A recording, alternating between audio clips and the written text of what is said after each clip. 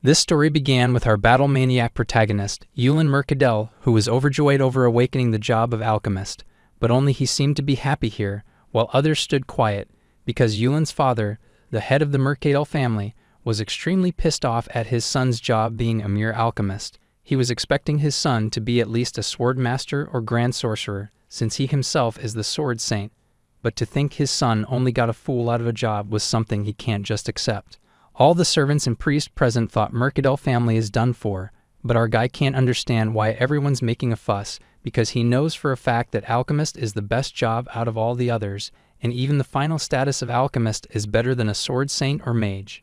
The heck his father would even consider it anything other than an excuse, since Alchemist is the weakest job in his eyes with no combat use at all. Yulin claimed to know about Alchemist since he was a baby, and he has also cleared the game as won many times. But others had no idea just what the game was, so they didn't believe him. Father asked the priest if it's sure he didn't make any mistake in this result. The priest confirmed that the young master is at age of 15, and his status was revealed after touching the stone tablet, which for sure completes the ceremony. Status is a divine blessing from the gods, so it's not given randomly to anyone, and each status reflects one's personality and training and their life so far. Family lineage also plays a role in it. But despite Mercadel's sword saint status, he's pissed that his eldest son didn't inherit the same skill. On top of that, there's a possibility that it was Yulin's strong wish reflected.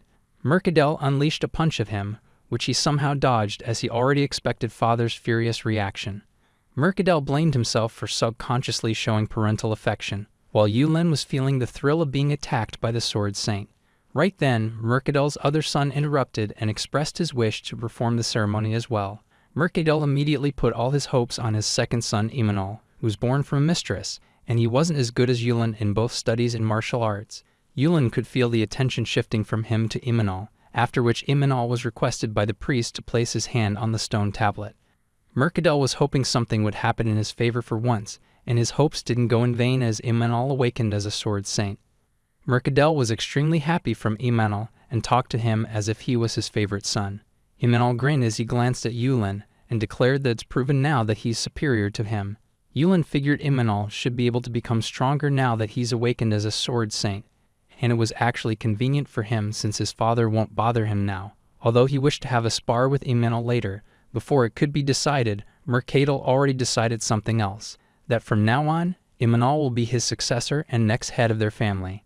And for the public, he planned to spread the news that Imanol was his legitimate son.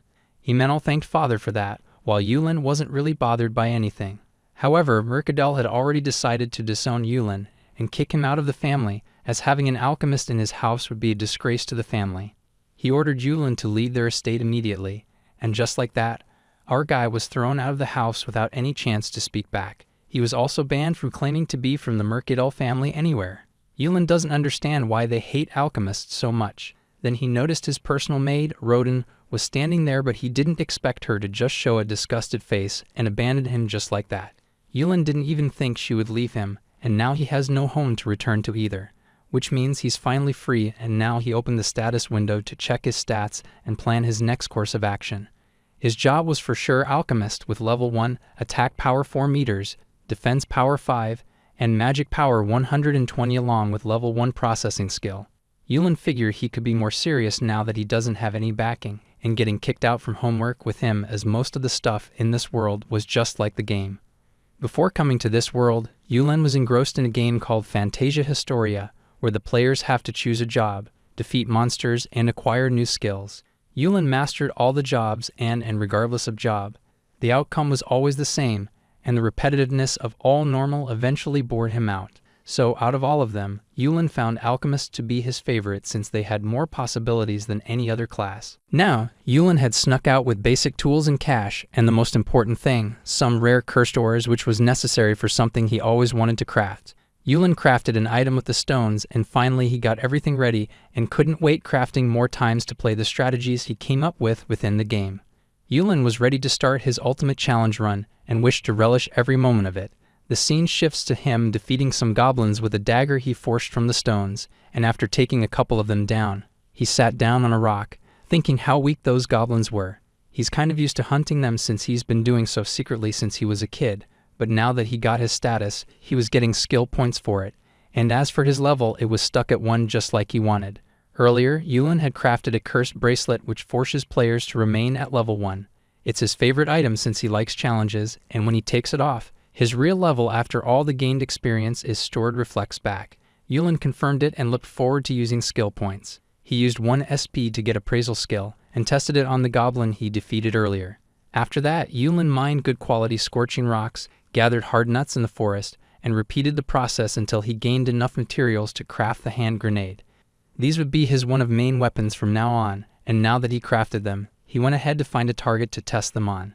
He throwed the grenade on a killer rabbit and killed it in 1 shot. Just then, he sensed one more behind him and tossed the grenade there, but it turned out to be his former maid, Roden, with a luggage bag in her hands. She was caught off guard by the grenade and both of them shouted in fear at the same time. Later, she accused Yulin of trying to kill the maid who served him for years, and Yulin told her she's lucky that he hadn't pulled the safety pin of the grenade, otherwise both of them would be blown away. Now he asked her if his dad or brother ordered her to drag him back to home, and she asked him in return if he really thinks they would be so kind. She stated that she just quit her job as a maid at the mansion, since her plan to secure a stable life by winning over favor of Yulin, the supposedly heir to Myrkadil family, but it was a complete disaster since things didn't go as she expected, and she can't stand that lunatic of Yulin's brother, Imanol. She mentioned being here because she thought she could reach the next town by following Yulin, but here he seems to be planning to become a bandit. Yulin told her that he has been single-mindedly wanting to become an alchemist since birth, just so he could practice his so-called restriction play. She was creeped out by his expression and wondered what he was about. Yulin decided to show her right away and found an armor bear of level 32, with a hard skin and sharp claws. Roden was scared and she asked him if he's really planning to face that thing, to which he nonchalantly nodded, and she can't help but ask if this restriction playing off his eyed about dying. He replied this restriction play is for his fun, and he's doing this to live, not to die. Roden can't understand what this guy's thinking, and she made it clear she won't be helping him at all. Roden didn't want her help either even if she wanted to, and for now he used some of his SP acquired from killing dozens of rabbits to obtain the skill Aim Assist. Yulin's now ready to face the armored bear as he charges right at the intimidating figure of the beast. He tried swinging his dagger at it, but it was deflected by the bear's hard skin, and now the bear was charging towards Yulin to attack. Roden called it all reckless, while the bear almost had its sharp claws nagged at Yulin's neck. Yulin remarked that according to his restricted play, the most important thing is thorough preparation, and he was already prepared with a pitfall in the path, which resulted in the fall of an armored bear. After the bear was in a pitfall, he released 7 hand grenades at once at the bear, making sure it wouldn't be able to dodge them. A huge explosion occurred and Yulin checked if that thing's dead or still alive. The bear growled at him, showing fierce killing intent, but for Yulin, this was fun, and he couldn't stop laughing because if those grenades weren't enough, this just meant more fun for him. He used the available material wood and plant fibered along with refining iron to craft a bow and arrow with alchemy and aimed at the bear with his aim assist skill. He aimed for the weak spot of the bear where it'll deal the most damage, and failure in this world results in his death. Yulin was enjoying this thrill as he shot the arrow and it pierced the bear's eye. Yulin was excited by the successful shot, but the bear was still alive and trying to reach out to tear him into pieces. Yulin saw the opportunity with the bear's mouth open, so he decided to feed the poor bear a grenade and finish it off with a climax. After that, he received the alert of gaining experience points, which didn't add to his level due to the cursed bracelet, and thus his level would remain at 1. Other than that, what mattered to Yulin was skill points, and he's glad to have cursed bracelets. Otherwise, he would have gotten around 28 level because of that bear, and it would be no fun. Although he was also feeling wasteful about leaving the corpse of a bear like this. He just acquired item box skill with 25 skill points and stored the body of an armored bear in it. Now he doesn't need to worry about moving around worrying about leaving any materials, but his maid Roden came out showing her surprise that he really managed to take that huge bear down by himself. Yulin denied her of having any credit from that, and she didn't want it either. Aside from that, she mentioned how she came to think that Yulin has more power than a sword saint, hearing which made him really happy for a moment, until he doubted if she was doing it to cozy up to him. She was caught red-handed by him, and either way, she made it clear she wouldn't bother him and would be heading to the next town on her own from here. She admits it was true when she claimed to think alchemists have plenty of potential as well, but for her, it would only reduce her lifespan to be with him. And she also thinks his way of fighting is quite perverted. Yulin felt offended, but either way, she left with a suggestion for him to consider registering with the guild since he could already defeat an armor bear despite being a level 1 alchemist. Yulin wonders where she is going now, especially with her bad sense of direction, and actually, he kind of feels like she is worried for him after all.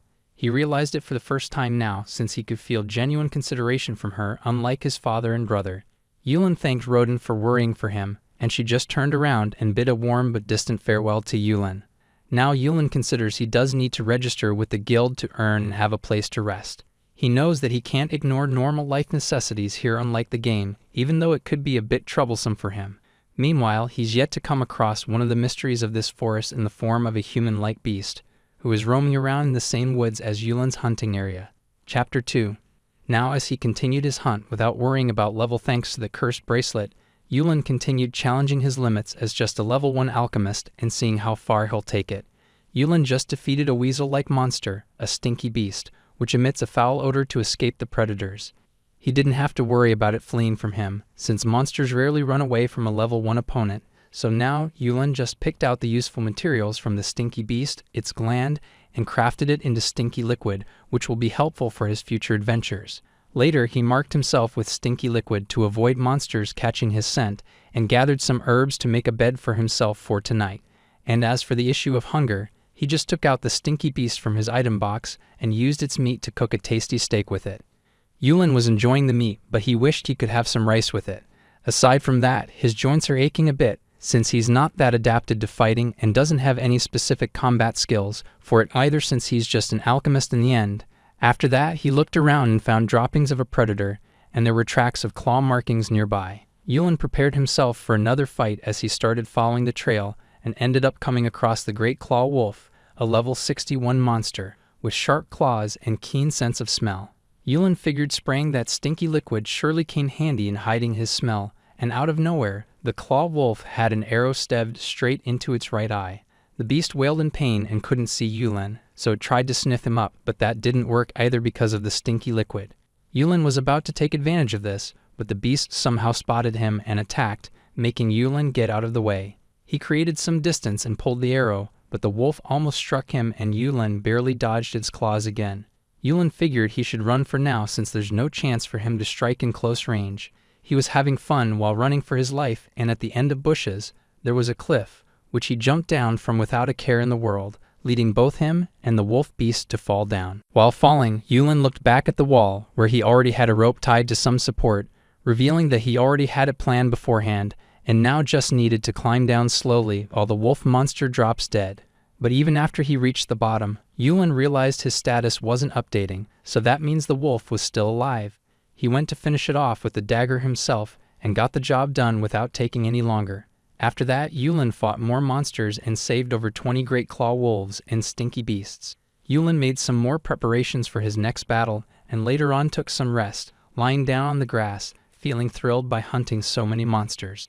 Now he wanted to fight some incredibly strong monster, so even though he was tired, he cut out the sleep since it was a waste of time and decided to risk it all for this next fight. He went ahead, thinking that for a level 1 like him, it's all about preparation, so he needs to gather materials more meticulously. He found a level 10 venomous frog, a monster known for its potent toxic skin, and it seems he'll need to hunt it down for his next goals.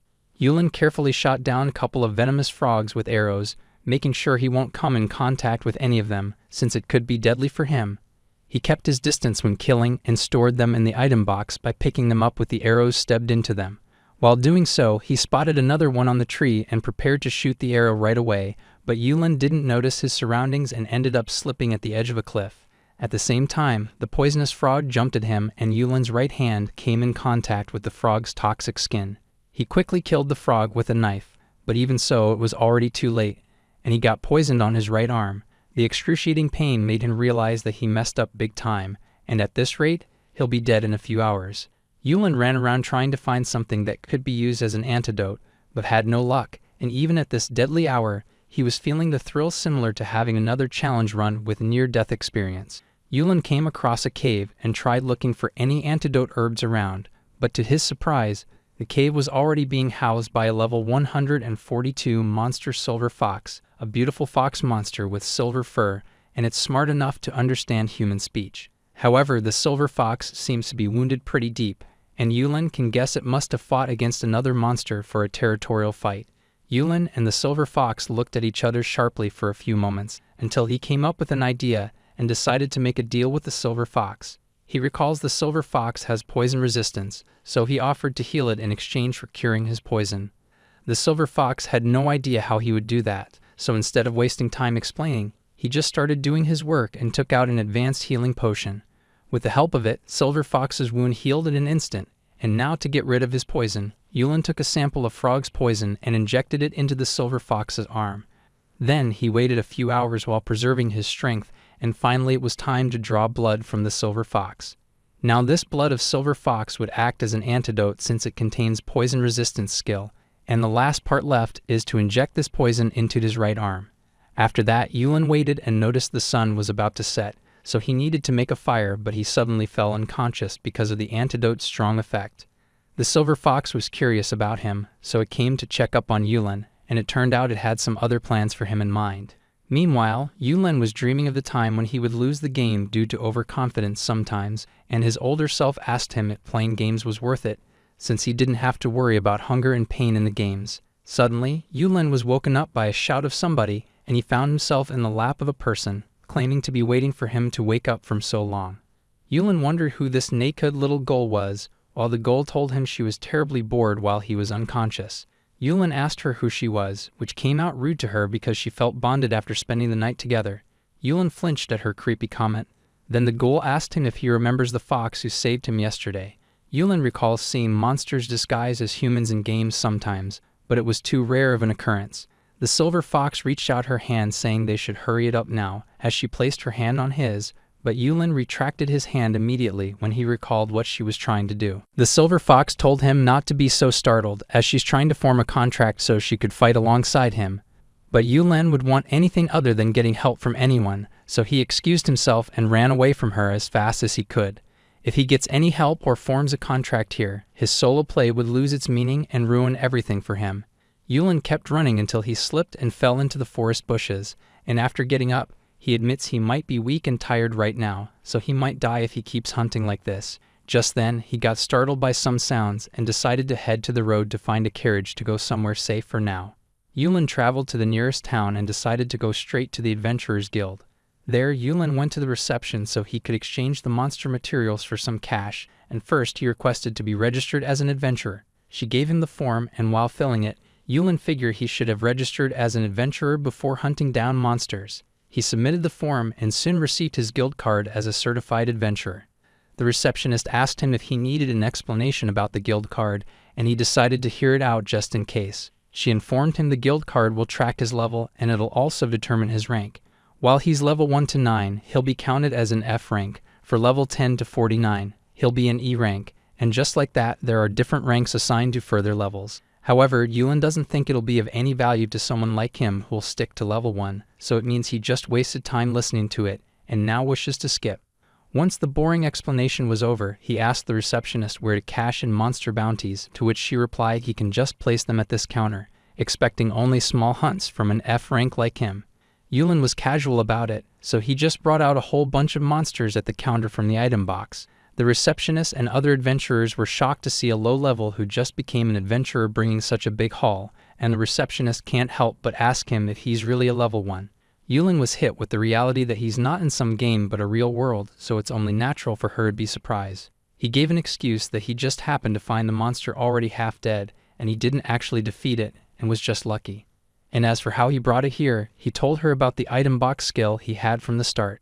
The receptionist found it sketchy at first, but she had no reason not to trust his claim, so she was cool with it, and mentioned being a bit worried that's all, because he's just an alchemist not suited for battle. And the fact got an item box made her recommend him to try joining parties who need people with item box skills.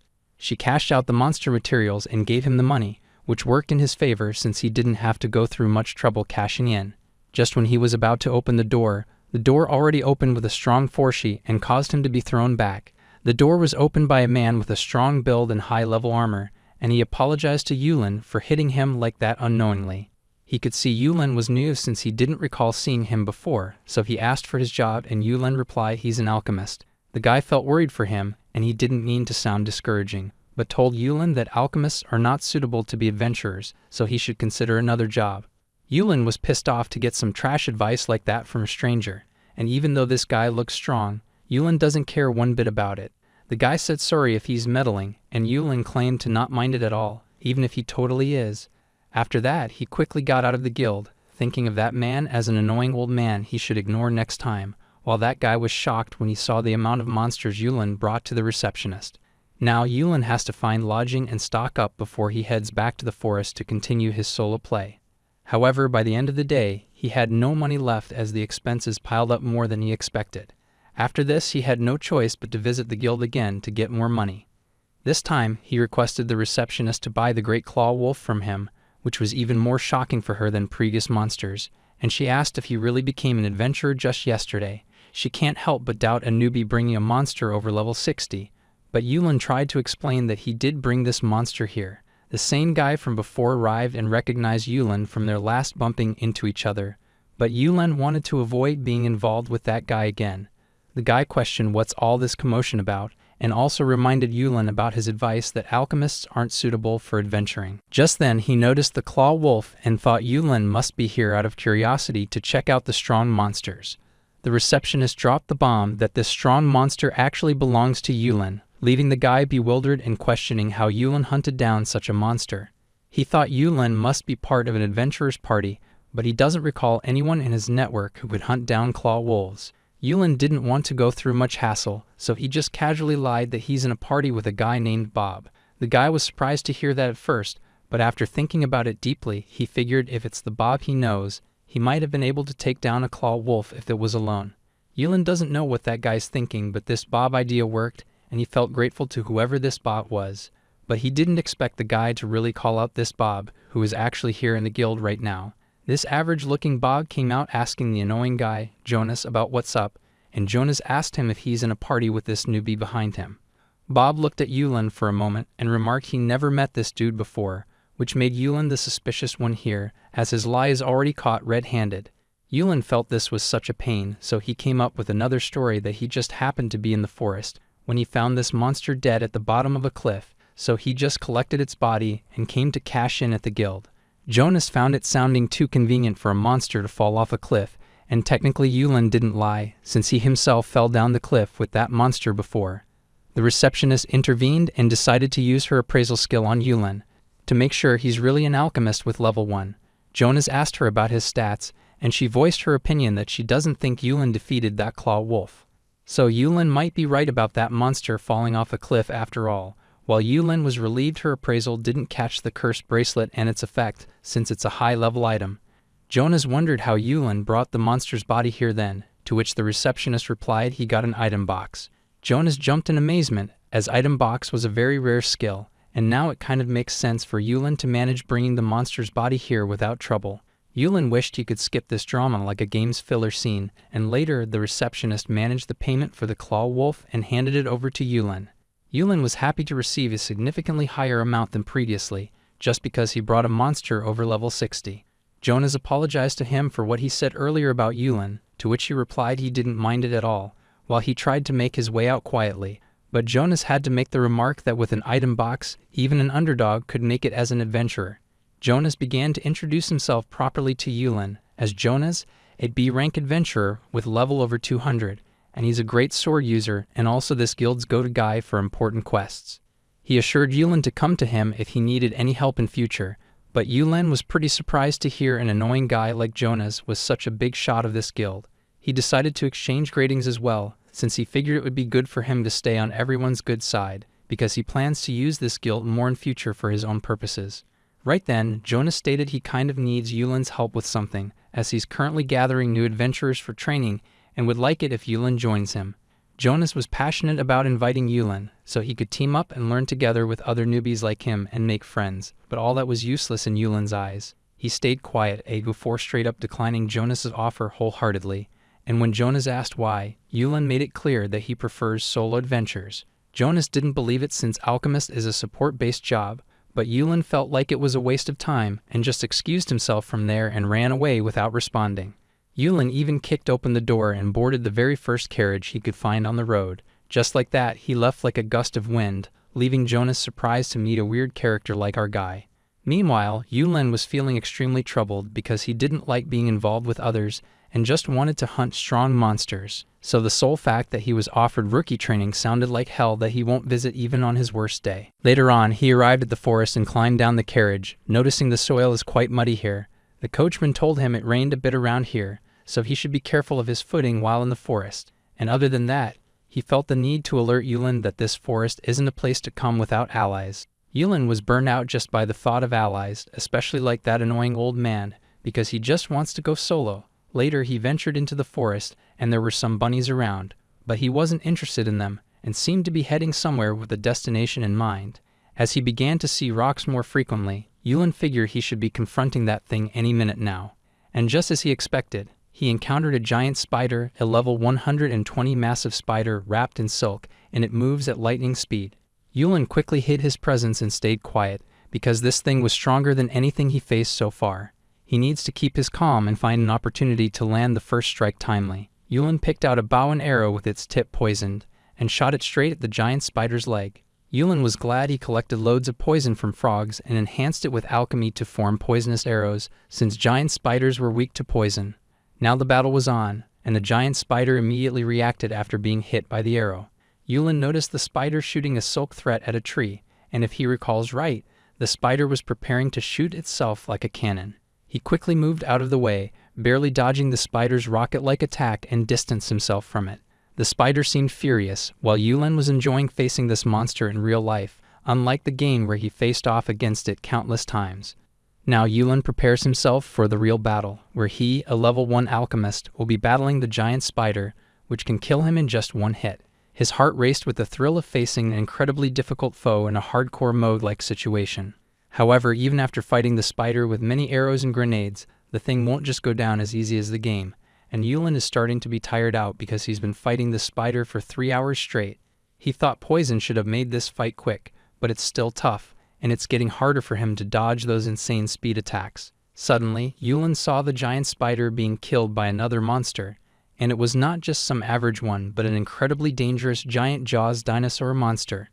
It's a level 285 ferocious monster over 10 meters long, and it also rules this whole forest, and every monster was an easy prey for him. Yulin didn't expect this to happen, and he never faced a dinosaur in these forests in the game. All of his efforts to kill that giant spider went in vain, and regardless, a level 285 monster was truly in a league of its own. Normally, anyone facing this monster would be scared off down to their bones, and Yulin knows that a level 1 like him is no match for it. But despite that, he's actually more thrilled about this unexpected challenge, and he happily welcomes this fight by applying poison to his dagger and preparing to fight the Big Jaws dinosaur. The Big Jaw dinosaur is a tough opponent for real, and it's not even recognizing Yulin's presence since his level 1 presence is nothing to it. Yulin is aware that any sane level 1 wouldn't dare face this monster or try to provoke it, but that would be no fun for him, so Yulin shot the poison-laced arrow to catch the dinosaur's attention. Once the dinosaur was hit by the arrow, it noticed Yulin and began chasing him right away. Yulin was enjoying the approaching dinosaur's tackle, and thanks to its predictable movements, he managed to dodge the dinosaur's attack and graze its skin with the poison-laced dagger. However, his attacks were too weak to leave any significant damage on the dinosaur, so he quickly moved back before the Big Jaw dinosaur got to him.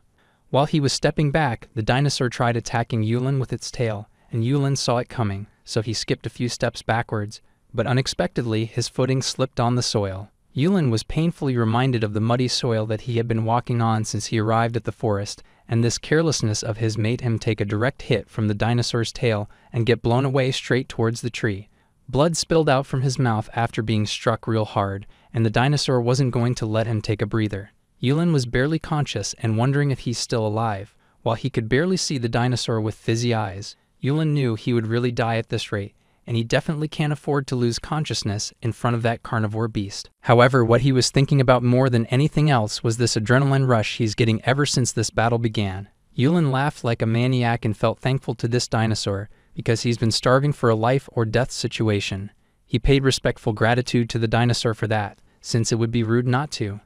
Now he needed to come up with a way to fight with the dinosaur and somehow turn this desperate situation around, but in his current state, he can't think of anything. Although, even without a plan, He thought it wouldn't be so bad, because he just needed to repeat the patterns of avoiding and attacking and dodging to defeat any monster eventually. Yulin was feeling blessed as if he was born for this moment and lived this long only to witness it. While his stupid behavior held no significance to the dinosaur, and it was charging in to eat Yulin, the dinosaur kept its eyes locked at Yulin like a predator, while the prey, our boy, was smiling blissfully with a dagger in hand.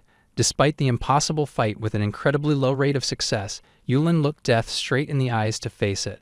But suddenly, something happened to him and the dinosaur missed Yulin, because Yulin was carried away by the same silver fox from before. Yulin didn't expect this to happen, while the silver fox just throwed him off to a safe place and told him to just make a high-grade potion for himself before he does.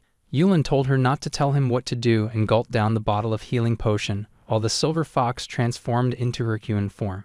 Yulin remembers her from before, and also notices how she's in claws this time unlike before. Now that he healed, he just told the silver fox to buzz off and leave him alone. But she demanded him to make a contract with her. Yulin turned her down as he wasn't interested, even when she mentioned that she would be a great asset to him, since she has a skill like humanization. Yulin still didn't faze at all, and when she asked him for the reason to turn her down, Yulin replied he never intended to form a contract with a monster, because that's not the part of the challenge run he's doing. The silver fox was dumbfounded as she questioned what this challenge ran. Yulin explained it to her in simple words, that it's something like imposing limitations on himself. She questioned what kind of limitations he's talking about, and he replied it's something like choosing to stay weak on purpose. She doesn't get why he would do that, to which he simply replied because it's more fun that way, and since he's doing a solo run and fight alone, he can't form a contract with her. The silver fox understood what he's saying, but she reasoned it should still be fine to form a contract with her, because she's not an adventurer but a monster, so he'll technically still be solo. However, her reasoning didn't change his mind, because Yulin was dead set on beating monsters with his own strength, and he can't sit well with treating her like an item. So he won't rely on her power and tells her to go on her way while he heads out on his own. She asked him where he is heading off to now, to which he replied he's going to settle the score with that bastard dinosaur. Silver Fox can't let him do that again, because she can see with her appraisal that he's just a level 1, so he doesn't have any way to win this foolish matchup. Yulin knows her words kind of make sense, and she's even willing to block his path and make it clear that she won't let him pass from here. Yulin asked her just why she was doing this. Silver Fox replied that it's because he is her savior, so she can't let him willingly walk into the jaws of doom and throw his life away. Yulin found it as another hassle and told her that saving her life was beneficial for him too earlier, so he doesn't want her to feel indebted at all, and in simpler words, he wants her to move aside. But she refused to budge, leaving him wondering what to do now, because forcing it won't work as she could easily carry him away like before. Just then, he got an idea and asked her why don't she fight him to death instead. She doesn't understand why she should fight him to the death, to which he replied it should be obvious, since even if she looks human, she's a monster and it's natural for humans and monsters to fight to death. Silver Fox made it clear that she had no intention of fighting him at all, but our guy switched to fighting stance without any warning and aimed his dagger at her. But even when the dagger almost reached her eyes, she didn't budge at all, and Yulin's plan to make her move failed, because he wasn't really planning to hurt her either. He asked her why she didn't dodge that. She replied it should be obvious, because she already made it clear that she has no interest in fighting him. Yulin was feeling bored now, and he just went and started kicking off the tree out of frustration. Yulin knows it is incredibly difficult for him to beat that dinosaur, but even so, it's not like he doesn't have any strategy to face it. He walked around the forest until he felt like the silver fox wasn't following him anymore. He figured she must have lost interest in contracting with someone like him, which works for him, since he's the type to enjoy things alone. Yulin went to the place he was fighting the giant spider earlier to look for something. He was thinking that raising his level might increase the odds against that dinosaur, but he will still strictly stick to his level 1 play with the cursed bracelet. Finally, he found what he was looking for, the mana stone of the giant spider. He was glad it wasn't crushed, since mana stones of monsters could be used to create magical tools.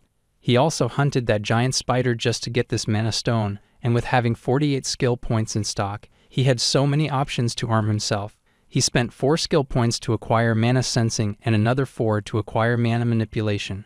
Yulin liked the alchemy job because he could acquire mage skills with skill points, and next he acquired the magical tool creation skill. This skill allows one to craft magical tools with the help of mana stones, and now he only needs to allocate the remaining skill points to level these skills accurately according to his need. Next up, he proceeded to craft a magical tool, and it was quite a tough battle in itself, but he finally managed to process the mana stone. It was extremely draining for him both physically and mentally, and the fact he's still a level 1 alchemist reminds him of his capacity repeatedly.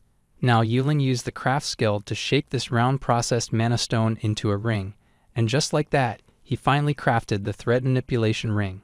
Yulin was feeling comfortable moving his hand around with the ring, and onto the main thing he shot a spider thread just like the giant spider at a rock. Yulin is happy as he could rely on this ring no matter what situation from now on, but even with this, only his defense has grown, so he still needs to come up with more ways to fight off that insane dinosaur. Yulin first practiced for some time with the thread ring, and once he was used to it, it was about time for him to go and hunt that big-jawed dinosaur. Meanwhile, the dinosaur just crushed a couple of goblins like its usual hunt, and right at this time, Yulin found it through his mana sensing skill.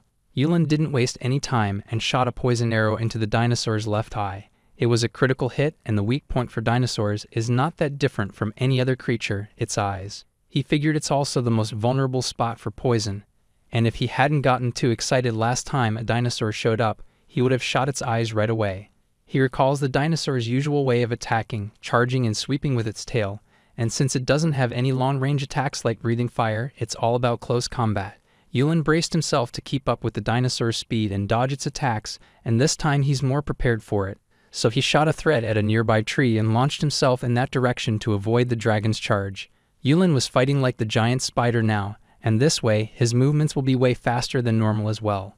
He shot a couple of more poisonous arrows at the dinosaur, causing it to tremble a bit. Yulin knows these arrows won't be much effective, since his skill is just at level 1, but the poison laced on them is what will compound the damage. He wanted to keep this up and eventually defeat the dino with repetitive attacks to achieve victory in this impossible matchup.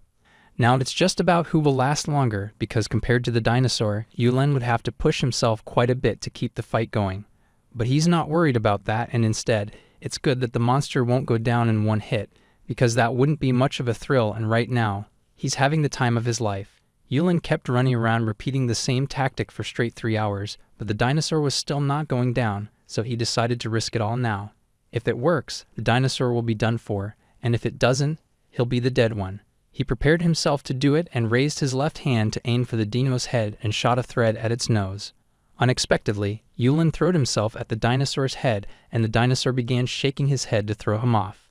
Yulin kept himself balanced on the dino's head somehow and waited for the right time to stuff the dinosaur's mouth with tons of grenades and poison. The dinosaur suffered massive damage from the explosion and toxins, but it still survived and went and hit its head on a boulder to finally shake off Yulin from its head. Yulin landed on the ground with a heavy fall, and he might have broken a few bones with it. Now he's really in serious trouble against that dino, and just one more roar from the monster was enough to convince Yulin that he can't win this. Just then, he heard the voice of the silver fox, being there watching his fight from some time and asking now if he needs a hand. Yulin asked if she came here only to save him, to which she agreed but gave him one condition, that he'll have to form a contract with her. She is sure he clearly needs to form a contract because her power is the only thing that can spare his life, and he's also getting to tame an exceptional monster like her. Yulin asked her just why she is eager to form a contract with him. She reasoned it's because no bond can be stronger than one where both parties saved each other's lives, so she has chosen to stand by his side. Yulin can't wrap his head around her logic, and wondered if it was a perspective unique to silver fox spirits. She told him to accept this because he must treasure his life too, and Yulin can't deny that he does value his life. But when she told him to make a pact with her, Yulin was thinking it through again and again, because he can't beat the dinosaur now and it wouldn't be fun to die like this. After a couple of requests from her to form a pact with him, the answer was clear to Yulin, and he straight up denied to form a contract no matter what. His denial made her question desperately why is he being so stubborn even in this situation and won't just take her hand, to which he replied it would be very humiliating for him if he relied on a little gold to survive. She questioned who the hell is he calling a little goal, but even so, he still didn't want to live in shame. She pointed out how he himself was the one crawling on ground just moments ago, and besides he's being really stupid, because even though he himself admitted he can't win like this, he's still not taking help.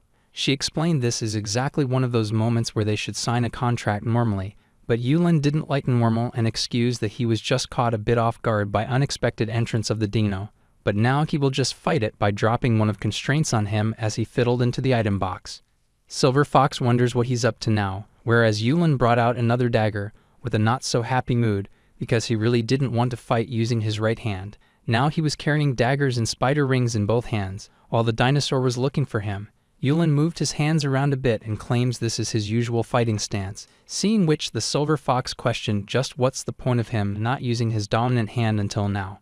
Yulin replied the reason is simple, because it would make things easy for him if he fights using his dominant hand. He mentioned some constraints he goes by to fight first, to keep his level fixed at 1, second, to operate solo, and third is to fight without using his dominant hand, which is the right one. He has been training to fight with these restraints ever since he was a kid in this world, and even after he set out to fight monsters, he only used left hand to throw grenades, hold his knife, or pull the arrows, and now that he can use his both hands, he could truly unleash his full power. Yulin prepared himself for the rematch with the dinosaur, and went to catch its attention. His body was still in tatters and barely able to walk, but that shouldn't be a problem since he has this thread ring. Yulin shot at the top of a tree and reached straight above the dinosaur. Yulin speedily landed on the dinosaur's back and grazed a long part of its skin with the dagger. Dinosaur turned to attack him, but Yulin already knew it was coming, so he dodged its tail with a thread. After that, Yulin switched to using bow and arrow and rained down a couple of them around the dragon's neck and torso. Yulin's aim and strength in arrows was much stronger than previous thanks to him using his right hand now, and next he had to close in to drop some bombs at the exhausted beast.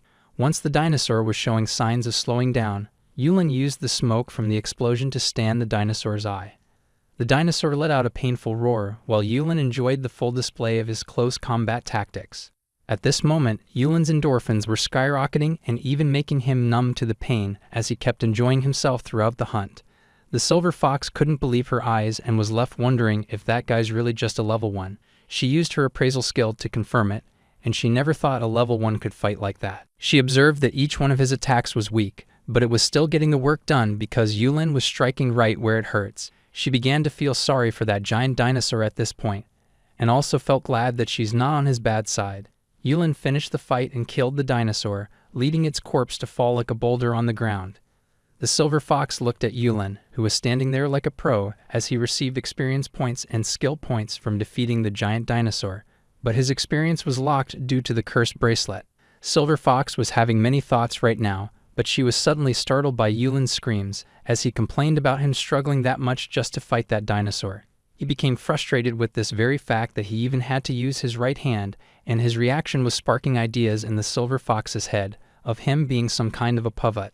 Now Yulin spent some time spending his skill points, then stashed the dinosaur's body into the item box. He kind of felt disgusted by the condition he was in right now, but guess it can't be helped and he now needs to head back to town. Silver Fox kept looking at him with a sulking expression, seeing which our dense boy asked if she needed something from him. But without even hearing her response, he just let it be and started waking away. Silver Fox kept following him while Yulin headed to the road to find a carriage, and despite him choosing to go through rough paths over the mountains and rivers, Silver Fox kept following him closely. Yulin finally confronted her, which startled her as he asked her if she needed something. She replied to be wanting to just have a contract with her, and Yulin was sick of hearing it now. He decided to run away as fast as possible to lose her, but she kept on following him pretty well, until he got tired and got down on his knees all exhausted. He told her to just go home instead of staking him, and this is getting ridiculous. He decided to just ignore her now, and she called him stubborn to still not form a contract with her. Yulin called her the stubborn one, which made her angry, and she firstly pointed out that she's sick of being referred to with you and hey, because she got a name and it's Fina, he better call her that. Yulin just ran away instead, and the chase continued all the way. Yulin eventually reached the town, and it seems Fina also followed him all the way here and hid her ears with a hood. She was being chummy with Yulin, which he didn't like, and he tried to shake her off while heading for the Adventurers Guild. On the way, he pointed out a little cat to divert her attention from him, and went straight towards the guild to get the giant dinosaur exchanged for cash at the counter. The receptionist was shocked the crap out seeing such a dangerous monster's body here. Yulin hoped she could just do it calmly, and since she wanted an explanation, he told her that he just found it dead and brought it here. The receptionist can't just let it be and stated it's their responsibility to oversee adventurers' activities, so she would have to contact superiors. Just then, Jonas arrived to see what's causing the commotion here, but even he was shocked when he saw the giant jaw dinosaur's corpse along with the same level 1 rookie. Jonas found it unbelievable Yulin kept running into high-level monsters and even bringing them dead here again so many times, but he can't just doubt him for no reason. So he asked him with not much hope about what kind of trick he used to get this monster, to which our boy casually remarked it was just pure coincidence that he witnessed the moment this giant dinosaur fell off the cliff. Jonas shouted there's no way such a thing would happen repeatedly, especially with a dinosaur that tough who can't possibly die in such a silly way. Yulin figured that maybe the same excuse won't work again. Just then the receptionist pointed out that the dinosaur got knife wounds, which means someone killed it. Jonas asked if this means Yulin defeated it. The receptionist denied since that's impossible for a level 1 alchemist to defeat such a strong monster. She decided to check again with her appraisal, and he was still level 1, which shouldn't be possible if he really defeated that dinosaur. This brings up the main question of how Yulin actually got this dinosaur's body. The receptionist can't be sure if he might have snatched it from another adventurer, and Jonas stated if that's true, it would be a crime. But again, there's no way it would be that easy to steal so many spoils from other adventurers. He asked the receptionist if there are any reports for thefts, to which she denied there's none yet. Yulin wonders if he's being discussed as if he's a criminal, and he would appreciate it if they at least talk about it where he can't hear them. Right then, someone stepped forward and told everyone that Guy is indeed the one who defeated the giant dinosaur, and she herself witnessed it with her own eyes. Yulin recognized that Guy was none other than Fina, whereas the receptionist took her words as a witness, but it didn't make much sense when she wondered what was a little Guy doing in a forest full of monsters. Even so, she couldn't think of any reason for her to lie, and just ran, an old man with a stick entered and asked if there's any trouble. This old man is the guild master, and Yulin is troubled to see him here, because it'll only escalate things for him. The receptionist explained the situation to the guild master, after which he asked Yulin if he's truly the one who defeated the giant dinosaur. Yulin admitted he indeed is the one to hunt it, and now he doesn't even wish to lie his way out of this, because last time he was caught red-handed when pretending to be with some Bob. Guildmaster looked at him and felt odd as he couldn't believe it, but when the receptionist was asking if Yulin actually stole others' achievements, Guildmaster smacked her with the stick, telling not to just accuse a person without evidence. The receptionist apologized to Yulin and requested not to be offended, and Yulin didn't mind it either, as he understands it's a natural reaction. Jonas, however, is brightened up after hearing that Yulin is the one to defeat the dinosaur, while the guildmaster is relieved to see he admitted it. Although he wanted Yulin to explain how he defeated the giant dinosaur, but even if Yulin thinks about it, he doubts they will understand even if he explains it. Right then, he looked at Fina and thought there might be a better way to sort this out, so he smirked and told everyone that it would be better if he just showed everyone. The guildmaster agreed, seeing is believing, and keeping that statement true. Yulin walked forward saying there's someone here who should duel him. And for his opponent, he picked out Jonas, saying he would be the perfect opponent for a duel in this situation. Yulin recalls that Jonas is above 200 level adventurer himself, so facing such a strong adventurer would not only be thrilling but also clear these troublesome doubts on him. Also, Yulin was looking forward to it because duels have a depth that monster fights lack. The guildmaster nodded it would be best indeed for Yulin to face Jonas to gauge out his strength, but when he asked Jonas if he will accept the challenge, Jonas replied worriedly he don't mind it, but he's not sure if it would be really okay to face Yulin with their level gaps being too wide. Yulin stated Jonas is the best fit for this. After all, Yulin took down a giant dinosaur which was way beyond his capacity, so it won't do unless he proves himself by defeating a formidable adventurer. Jonas doesn't really get the reason why Yulin's so excited, but either way he agreed to the duel. The guild master approved of the duel, and later on both the opponents gathered in the training ground behind the guild to duel. Yulin was happy to have this chance, while Jonas just told him to let him know whenever he's ready. Spectators were either common folk or other adventurers, and they can't help but wonder who's the brave one challenging Jonas. The knowing ones spread the word that Boy claimed to hunt a giant jaw dinosaur earlier, so now this duel is to prove that. Fina was also here to watch this match, knowing he could defeat Jonas, but others don't think so and felt like this is such a waste of time, because they believe no one in their guild could beat Jonas. Yulin, on the other hand, was eager to defeat Jonas, as he seems to be the strongest one around here. He used an appraisal to check his level, and Jonas' level turned out to be around 287. Facing a strong opponent like him fired him up from inside, and without any delay, he started the match. To face Jonas, who is the prideful powerhouse here, who also mentors any newcomers, and his experience also shows in the way he handles the quests. It was also why Jonas was actually worried about Yulin, because Alchemist is a non-combatant job, which is more suited for production than fighting. Jonas has met many people who've had to face the reality and give up being adventurers with non-combat classes, but he was surprised when he saw Yulin not giving up and choosing to continue as adventurer, even if he could easily get transport jobs with his item box. Jonas wonders if that's really best for him, and now he draws his blade to test Yulin's skill. He kind of thinks this duel might not be worth it just like the spectators, but the fact Yulin defeated the giant dinosaur is something that needed to be checked. He imagined how scary it would have been even for himself if he was the one facing that giant jaw dinosaur, a monster impossible for him to defeat by just himself. Now Jonas was planning if he should just tackle down Yulin or just end this fight with a light smack. As he looked at our boy, Jonas felt sorry to have to defeat him. But the next second, he couldn't even sense when Yulin got too close to him with a terrifying look on his face. All the spectators were shocked just as much as Jonas because they didn't expect a level 1 to move like that. Jonas was trying to understand how Yulin just zip around at such high speed, which should be impossible because Yulin, or specifically any alchemist, don't have such power. Right then, he noticed the spider thread and it gave him a clue behind Yulin's fast speed. Putting that aside, Jonas quickly countered Yulin's attack reflexively, and he didn't struggle countering it because Yulin's attack power wasn't much. Jonas could see potential in Yulin, but he still doesn't think Yulin got what it takes to defeat a giant-jawed dinosaur. Meanwhile, Yulin was disappointed as he came to the conclusion that Jonas is weak, which makes it no fun for him. Yulin just used a bomb to progress the duel faster, and Jonas was caught off guard by the grenade. Jonas figured the grenade is a kind of weapon that doesn't rely on status values, so it's no surprise Yulin is using that. However, it still takes skills for a person to use them effectively and timely, almost to perfection, so as to avoid causing any damage to allies or spectators. Our boy is starting to get serious as he brings out more grenades, and Jonas is reminded that since Yulin's an alchemist, it should be a piece of cake for him to mass-produce them. Jonas blocked the incoming grenades with his long sword and went in for a direct attack, but Yulin dodged it effortlessly and left more bombs at him. Jonas is amazed because even he couldn't walk away unscathed from the grenades, but he didn't think it was much of a concern yet. However, Yulin was going to prove him wrong as he appeared in Jonas's blind spot to attack him with the dagger.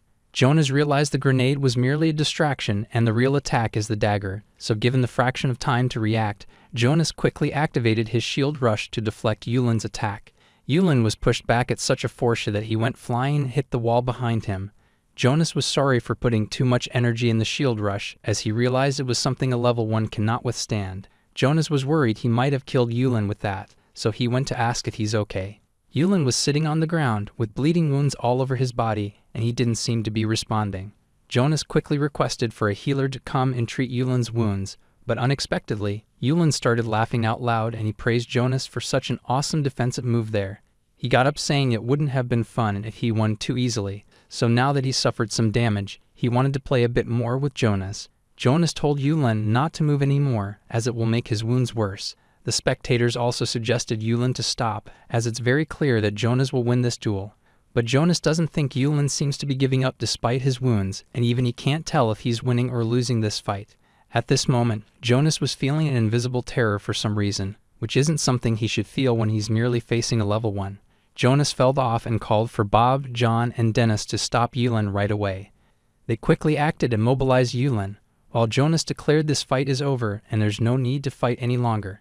Yulin hated it and told the guys to get off him, but they didn't listen to him, causing Yulin to go crazy and yell at them to not interrupt his fight.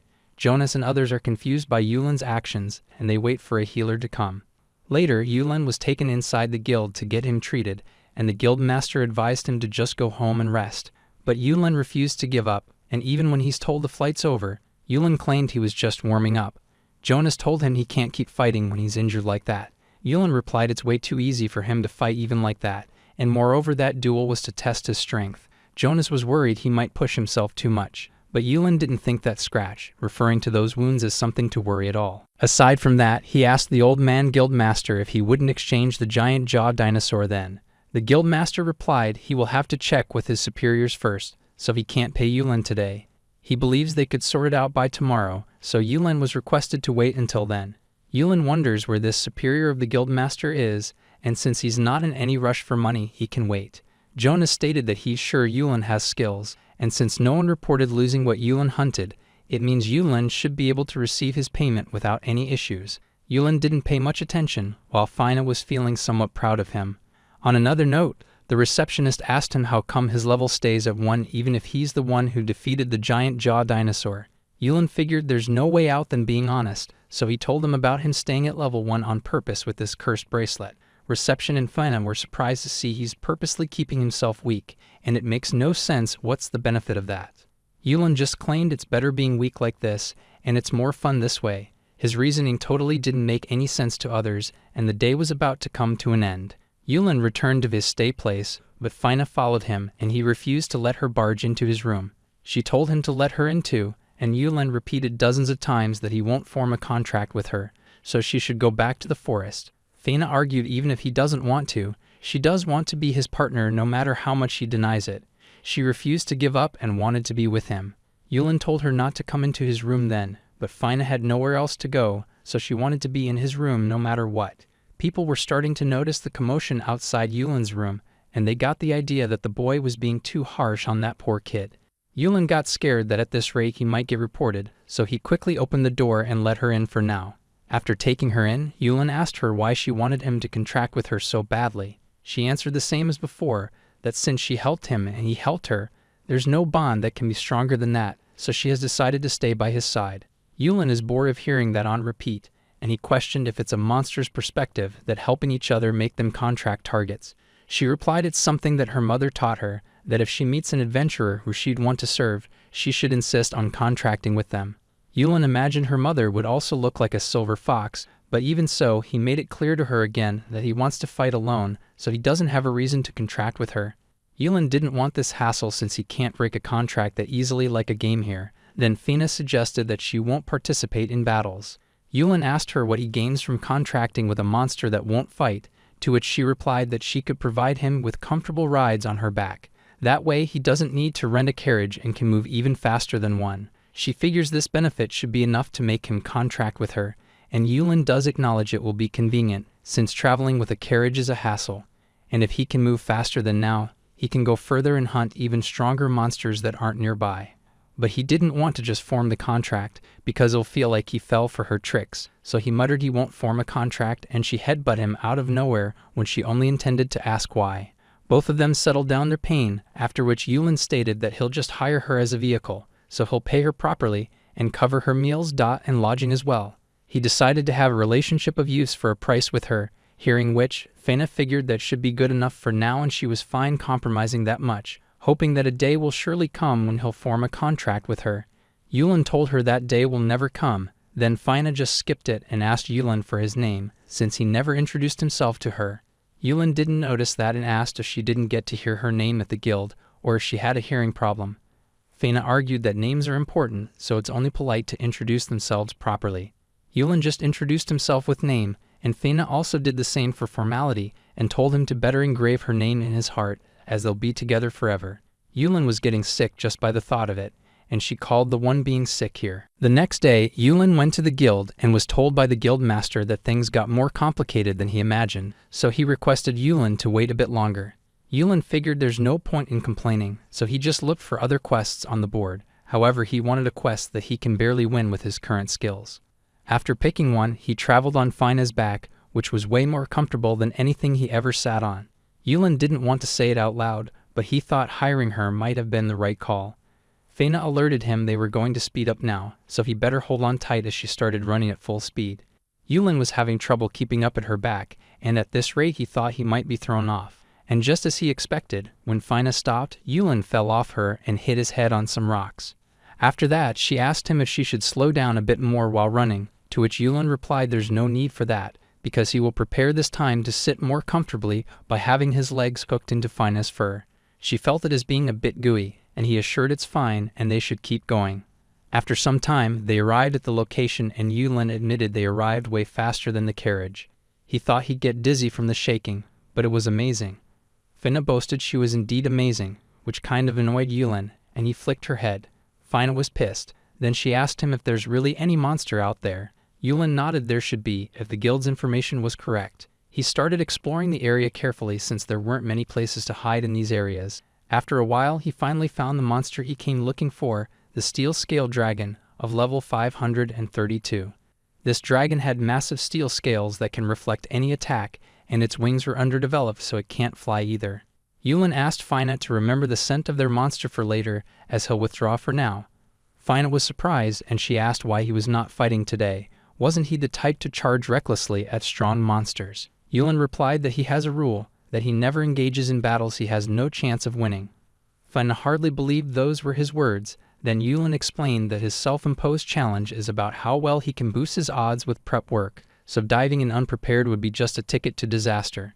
Fina didn't know this guy has a brain that thinks this much, and just like that, Yulin asked her to switch back to her fox form as they need to go somewhere. Fina went to a place he asked her to go to, and once arrived, she asked what they were doing here.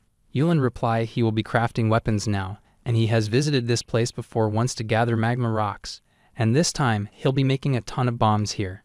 Yulin proceeded to start hunting down goblins for their skin, and gathered more magma rocks by mining. After that, he upgraded his crafting skill with skill points and crafted more grenades. This wasn't all, as Yulin could now do a lot more things as well, like crafting a landmine with tough fruit and magma rocks. When his crafting skill was at previous level, Yulin could only make throwing bombs, but now he can create landmines. Fina asked if he's going to make a lot of them, to which he agreed, saying he will be creating more items as well. Yulin crafted a huge bomb this time which packs way more power than a regular grenade, but it's too heavy for him to throw by hand. Fina told him that's no good then if he can't use it, but Yulin knows very well how to use this huge bomb with some creativity. Next, he crafted some poisonous knives and some flash grenades as well while he's at it. Yulin could think of hundreds of ways he can use all these items for, and Fina could see he seems to be having fun. The time passed and eventually the night came, and Yulin asked Fina if she could see in the dark. Fina answered she could see better than him, in which case he asked her to guide them to the next location. Fina told him it would be dangerous to move in the dark, so why don't they just light a fire? Yulin kept following her by holding her tail, as he reasoned that he wanted to keep his location a secret from everyone. Fina still doesn't know why he's choosing to move at night, to which he replied that the steel-scaled dragon should be asleep at this hour. Yulin knows that dragons were apex predators, and they're typically active during the day, and the monsters that are prey tend to hide during the day and become active at night. So that's why they're out here at night while the dragon is sleeping, and Yulin could use this time to bury landmines. He asked her to watch her steps from now on as it'll be dangerous, after which Yulin spent a lot of time setting up the traps. She asked just how many traps he's planning to set, but he kept adding more and more, making her bored by all the same things repeatedly. Yulin finished setting all the traps by morning, and now it was time to fight. He told her to stay away from here on, as he doesn't want his fight to be interfered with by her. Now Yulin was ready to wake up that sleeping dragon, and he looked at it with binoculars. He thought that the steel dragon was perfect prey for him, since it's heavy and slow and can't even fly. He started a battle against that 500-level monster by shooting an arrow near its eye, which woke up the beast enraged, and it wanted to hunt down the treacherous human who dared disturb his sleep. Yulin, on the other hand, is sure this will be fun, so he prepares and starts running away from the steel dragon to lure it where he wants it to. Fina was observing his fight from a distance, while Yulin shot a spider thread to speed up his movements and keep the dragon following him in the planned route. Yulin noticed the dragon was keeping up quite well, which worked to his advantage, and he provoked the dragon to keep following him. The steel dragon charged at the standing Yulin, but to its surprise, it got caught in the explosions caused by landmines set in this area.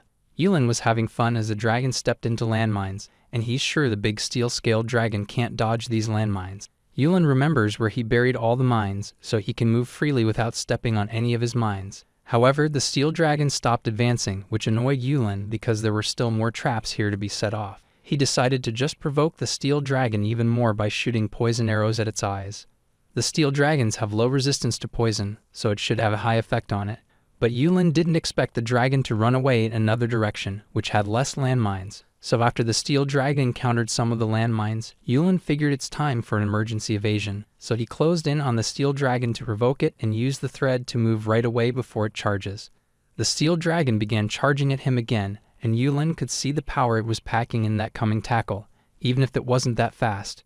Yulin used the spider thread to dodge the steel dragon while leading it into a pitfall, and once the steel dragon fell into it, he applied the finishing touch by cutting a spider thread he had there already beforehand. This thread was containing the huge bomb he set up earlier. Yulin quickly ran away to a safe spot to avoid getting caught in the explosion, while the steel dragon which was in the pitfall had direct contact with the huge bomb, exploding right on its head. The explosion was more powerful than Yulin imagined, and once it settled down, he came out feeling relieved that he made it out of explosive range just in time earlier. Now he wonders if he got the steel dragon with this explosion, which wouldn't be that surprising, but even after that, he heard loud roars from the pitfall. Yulin was amazed the dragon survived and even made it out of the pitfall, even though its steel scales around the head were broken. Yulin was thrilled and thought it would have been a shame if the steel dragon had gone down that easily, so now he prepared himself to have more fun in this battle. The steel dragon jumped out of the pit with clear hatred for our protagonist, continuing the fight with impossible odds for a level 1. Yulin was thrilled to see the dragon was still keeping it despite its insides revealed like that after the explosion, and it had its speciality, its durability taken away by that explosion. Although Yulin can't really feel all that great about it because his attacks are still too weak for the steel dragon even if its scales aren't there anymore. But as long as he targets it with more mines and explosives, he should be able to win this one as long as he manages to lure the steel dragon to other traps. Yulin dodged the steel dragon's desperate attack effortlessly with the thread, and before heading off, he dropped a bomb as a bonus around the dragon's feet. The steel dragon kept following Yulin to kill him, while Yulin was swinging around with the thread and leading it to the next trap location. However, he was surprised by the unexpected, as he saw the steel dragon stopping in its tracks and not charging at him recklessly anymore. Yulin didn't expect this from a beast that charges recklessly at adventurers, which means the steel dragon plans to flee now that it knows it can't win. But this was bad, as this will fail Yulin's plans to defeat it. The steel dragon spread its wings and jumped down the cliff to glide away. Yulin called it a coward for running off like that, and at this rate he won't be able to catch up with the steel dragon timely.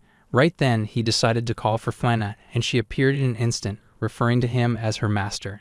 Yulin asked her to carry him to the target right away, and she asked him to climb onto her back. After carrying him, she also jumped down the cliff to follow that steel dragon. However, she wonders if they could actually defeat the target like that, since the plan relies on the steel dragon following Yulin, not him following it.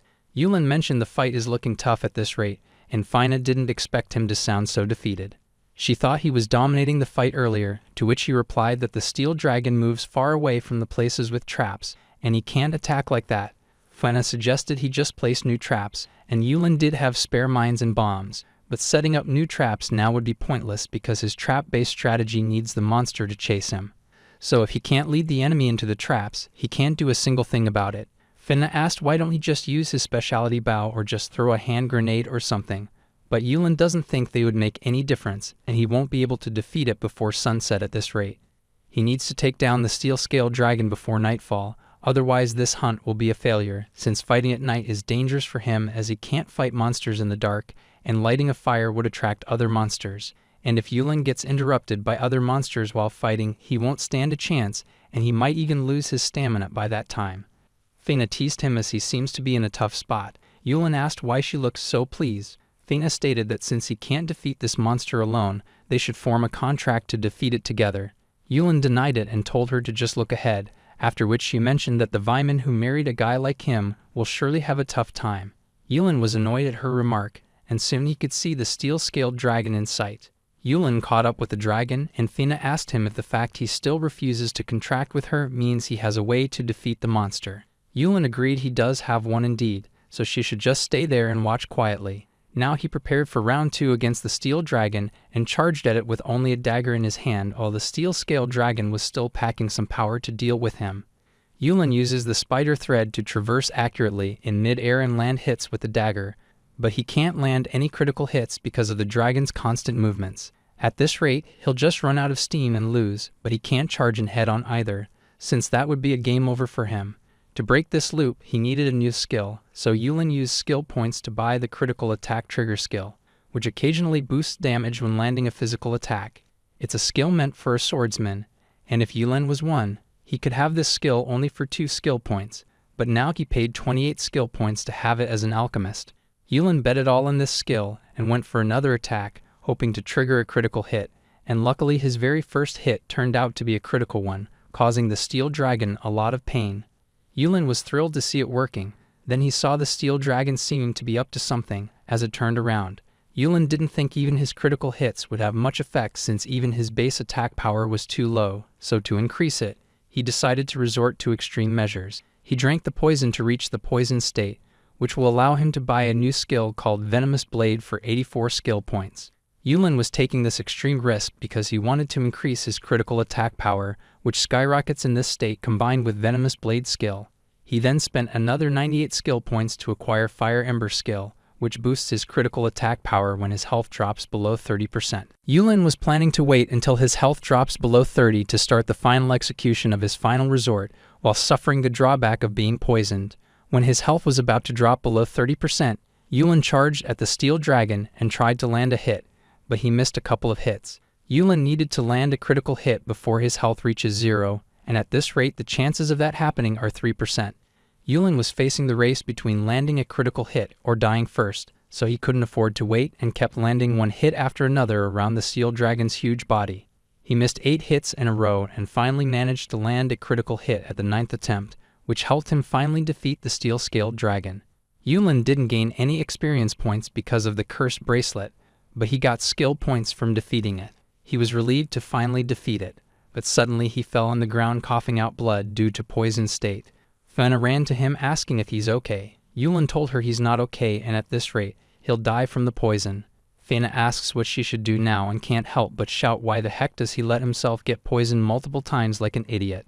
Yulin was annoyed by being scolded by her, but his health was running very low right now. He brought out an antidote from the item box, but couldn't even manage to drink it, so he requested Fena to let him drink it quickly. Fena transformed and made him drink the antidote, after which she waited for a while, wondering if it'll do the trick. Yulin noticed she was more panicked than he was for himself, and he assured he'll be probably fine now, as he fell unconscious. After some hours, Yulin finally regained consciousness, but he wondered for a bit if he died since he's in an unfamiliar place. Just then, he got tackled by Fena, who was worried sick for him and was finally relieved to see him wake up. Yulin told her to get off him, but she couldn't help it because she was worried. Yulin told her he never asked her to worry for him, but Fena reasoned they're like 2 peas in a pod, so it's obvious she'll be worried for him. Yulin doesn't recall them being that close, but Fena is sure he'll be begging for her help soon enough. Yulin didn't wish that the world was flipped upside down, and he looked around and asked her where they are now. She told him they're in the same cave where they met before, and she even brought something along with them. She told him he should be thankful that she's pretty strong, and when Yulin looked outside, the thing she carried was none other than the Steel-Scaled Dragon's body. Yulin was impressed she managed to secure it and even avoided getting eaten by other monsters. He patted her head while thanking her, but she got flustered and slapped his hand off, telling him not to treat her like a child. Yulin argued she does look like a kid. Fena made it clear that despite her appearances, she's way older than him. Yulin figured looks can be deceiving and admitted he was rude. He asked her how old she was, which also annoyed her, and she told him not to ask a lady her age. Yulin was sick of her swings, so he just placed his hand on her head and asked just what's ladylike about a monster. Fena shouted at him for messing with her hair, and both of them seemed to be fine here. Later, they returned to the Adventurers Guild, and the guild master told Yulin that they can't exchange his giant jaw dinosaur yet, as there's been a bit of chaos.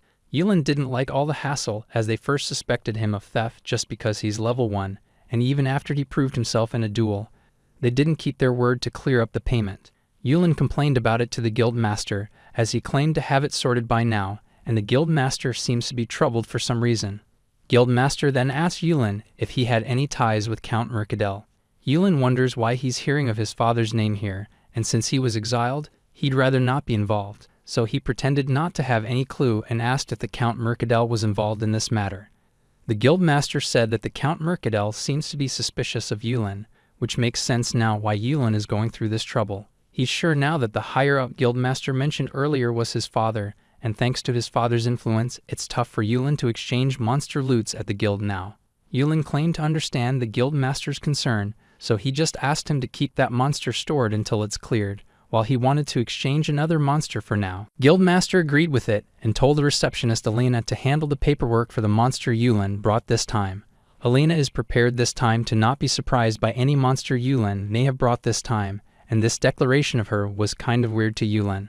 Although he's not sure if she'll be able to keep her word, as he brought out the Steel-Scaled Dragon from the item box. She was indeed shocked to see such a high-level monster again and asked Yulin if he's really the one to defeat it. She refused to believe that Yulin was not stealing from others at this point. Then the guildmaster hit her with the staff for making baseless claims. Guildmaster gave his word to take responsibility for this monster, but Alina wasn't so sure, as she was still thinking of what Jonas said about strong monsters not being easy to hunt. The guild staff got to handle the seal-scaled dragon's body, while Yulin left the guild and thought if his father's involved now, things might get tricky for him. Yulin can't wrap his head around what to do now, because at this rate he can't make any money. Fina could see Yulin is somewhat in trouble, and Yulin recalled he hadn't told Fina about his family kicking him out yet. He told her that it seems his dad is trying to mess with him, and while she was clueless now, Yulin told her the whole story, after which she felt pity for him having a rough time until now. Yulin didn't like to be pitied, but she can't help it hearing he was kicked out of his home. Yulin told her it's not something bad, but instead getting kicked out was a total blessing in disguise for him since it granted him freedom. Fina can't imagine how odd he can be, and that aside, she asked him what's his next plan now since things can't go on like this forever.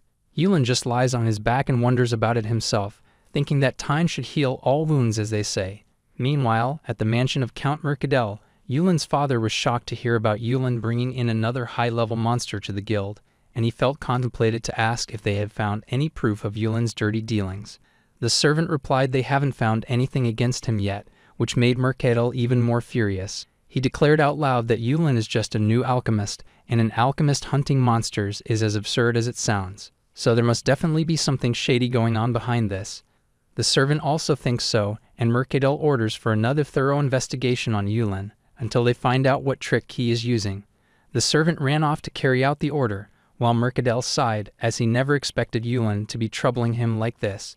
Then he saw the door open, and this time, it was his son Imanol, who claimed to have some news for father. Mercadel kindly asked Imanol what it was, to which Imanol replied happily that he leveled up again. Mercadel was glad to hear that and thought of Imanol as his only pride and joy, and he knows it's natural for a person who awakened as a sword saint to level up efficiently. And if one teams up with others to hunt down stronger monsters, leveling up can be done faster than usual. Wealthy nobles pay top-notch just to persuade strong adventurers, just like Mercadel was paying to Imanol's party members. Then Imanol mentioned hearing of the rumor that Yulin seems to be up to something in secret, about which Mercadel told him not to worry, as a lowlife like Yulin isn't worth his attention. Mercadel wants Imanol to only focus on what he can do now, since he's the future head of this house. Imanol's eyes brightened up with joy as he listened to father's wish and went right away to carry it out and do his best. Mercadel was now pissed a little that Yulin still bothers him even after being exiled, so now he will expose his misdeeds himself and make sure he won't enjoy it for long. Meanwhile, Yulin is annoyed, as he's having to take Fina along with him even for eating, and she seems to be eating too fast. Yulin asked her to take it slow, but she can't help it since it's too delicious. Yulin told her to stop talking while her mouth is full, and imagine for once how he feels seeing her mouth wide open. Fina apologized for that and felt kind of upset, and Yulin understands her, because for a monster like her, she probably never had the chance to taste the cooked food. That aside, Fina asked Yulin what's his next target, to which he replied that right now, even if he hunts monsters, he can't cash them in. Although Yulin is not adventuring just for money, he will still need it to live well, so now he has to earn just enough to cover the basics. Yulin started considering going for a dungeon dive, hearing that Fina was overjoyed, and she was totally up for it. However, Yulin mentioned that there are no dungeons around this area, so if memory serves right, he will have to go to a neighboring town which has a dungeon. Fina asked if it's too far. He replied it shouldn't be that troublesome to travel there with Fina's speed, and since that town isn't influenced by his father, he won't have to worry about any troubles he's facing here, so it also means he should be able to cash in without any issues. Right then, the whole place started shaking as if an earthquake struck the town, and Fina got scared while Yulin was calm even in this situation. After the shaking calmed down, everyone wondered what could have caused this earthquake to happen, and Yulin was curious to see what happened out there, and moreover he started hearing noise from outside. Some people who went looking for it were shocked to witness the cause of the earthquake, and they shouted that a new dungeon had appeared. Yulin's attention was completely on those words of dungeon, so he quickly headed off to check out this dungeon right away. He can't stop running straight to the place where people found the dungeon, while Fina was having trouble keeping up with him because she just finished eating. Soon the dungeon was in sight, and Yulin was excited to try it out right away. He started running towards the entrance without a care in the world, but was ultimately stopped by Jonas, who asked him just what he was thinking, heading over to the dungeon by himself. Yulin recognized Jonas as the sudden obstacle, and told him that he wants to go inside. Jonas could see that, but even so he can't just let him pass like that because it's a new dungeon, and they don't know how dangerous it is. So they can't let anyone enter without determining its difficulty. Yulin was pissed off and wanted to go in the dungeon for the very reason that it's dangerous. He asked Jonas when it will be open to everyone, to which Jonas replied that a survey team will likely be sent in the dungeon by tomorrow, and if it's not too dangerous, they will allow the entry to others. Yulin recalls that in games, dungeons would restrict entry to adventurers not suited for the level, and here, if the difficulty is not too high, he might get a chance. But waiting for it is boring, and diving into an unknown dungeon is a rare experience he doesn't want to miss out on.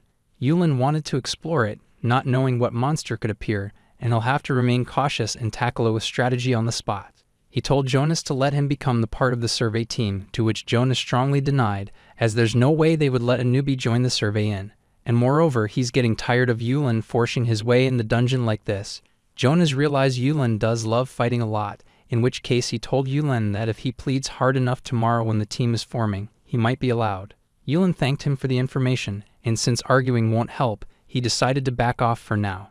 Yulin wanted to go into this unknown dungeon no matter what, and he's already starting to feel excited for it. So he decided to prepare for tomorrow and headed to the forest to gather supplies with Fina. First, he gathered a lot of herbs, while Fina could find only a few of them. Yulin told her she did good enough, but she could see the difference in amount of herbs they collected was way large. Yulin told her that he got skills to help him, as his appraisal skill is a high-level one, and besides, he's impressed by Fina's hard work without using any skills. However, Fina was sad because she wanted to be more useful to him, and Yulin patted her head, saying her feelings alone were enough. Fina felt odd, because Yulin was being kinder than usual, making her wonder if he's an imposter. Yulin didn't like baseless accusations like that, and he thinks he's always kind. Fina just tilted her head in confusion, and Yulin asked her just what she really thought of him. Fina replied that in eyes, he's just a battle maniac, a berserker. Hearing Yulin did admit he likes fighting, but he believes he has a gentle side too. Fina didn't believe him one bit, and Yulin just brushed it off and said they should make potions now, and she should help him too. Yulin got off to making many healing potions, and Fina can't help but ask why he's making so many of them, since she has hardly seen him use healing potions in battle. Yulin just kept making more and more potions with focus and his alchemy skills, after which he explained to her that healing potions don't instantly heal wounds, and with his paper-thin defense, he won't really benefit from potions. Fina didn't get what he meant, until he explained that even his full health is something that can be done in by just one direct hit from a strong monster. So that's why he rarely uses potions in battle, and it also makes him gag if he drinks while running around. Fina still doesn't understand what's his point in making them then, to which he replied it's a surprise for later. Next day, adventurers gathered at the guild since it was time for them to decide the members of survey team, and Yulin also came here as expected for his chance to get in the dungeon. The guild master announced that they will begin looking for members for exploring the newly emerged dungeon in town, and before anything, he wants everyone to understand that the dungeon is of unknown difficulty and its creatures will be a mystery. So he needs adventurers who are willing to risk their lives to lend a hand in exploring the dungeon. Adventurers expressed their excitement and motivation to help out to their best extent, after which the guildmaster asked anyone who wishes to join the exploration team to raise their hands, and Yulin was the first one to do so. Guildmaster then announced that only adventurers above level 100 with C rank or above could participate. Yulin felt like this was a jab at him, but he refused to give up because of this and already expected this to happen. So he called out the guildmaster and declared out loud that he wants to join the team too. Guildmaster apologized he can't let Yulin participate due to level restriction circumstances, in which case Yulin brought out his last resort from the item box, claiming that Guildmaster won't say the same after seeing this. Yulin brought out a whole table with hundreds of high-quality healing potions on it, seeing which everyone was amazed as they'd never seen so many advanced healing potions at once because they're hard to produce and expensive to buy. A single advanced potion costs as much as materials from a level 100 monster or above, and Yulin already knows that, which is why he's taking advantage of healing potions scarcity. As an alchemist, he can craft advanced potions by just increasing his skill levels with skill points, but any ordinary alchemist would struggle to obtain any skill points because they can't fight monsters. So only a handful of alchemists could afford to increase their mixing skills to level 4 and create the advanced healing potion, which makes them perfect for negotiations. Other adventurers also believed it would breeze through the dungeon if they have all these potions, and they will surely aid in conquering the dungeon.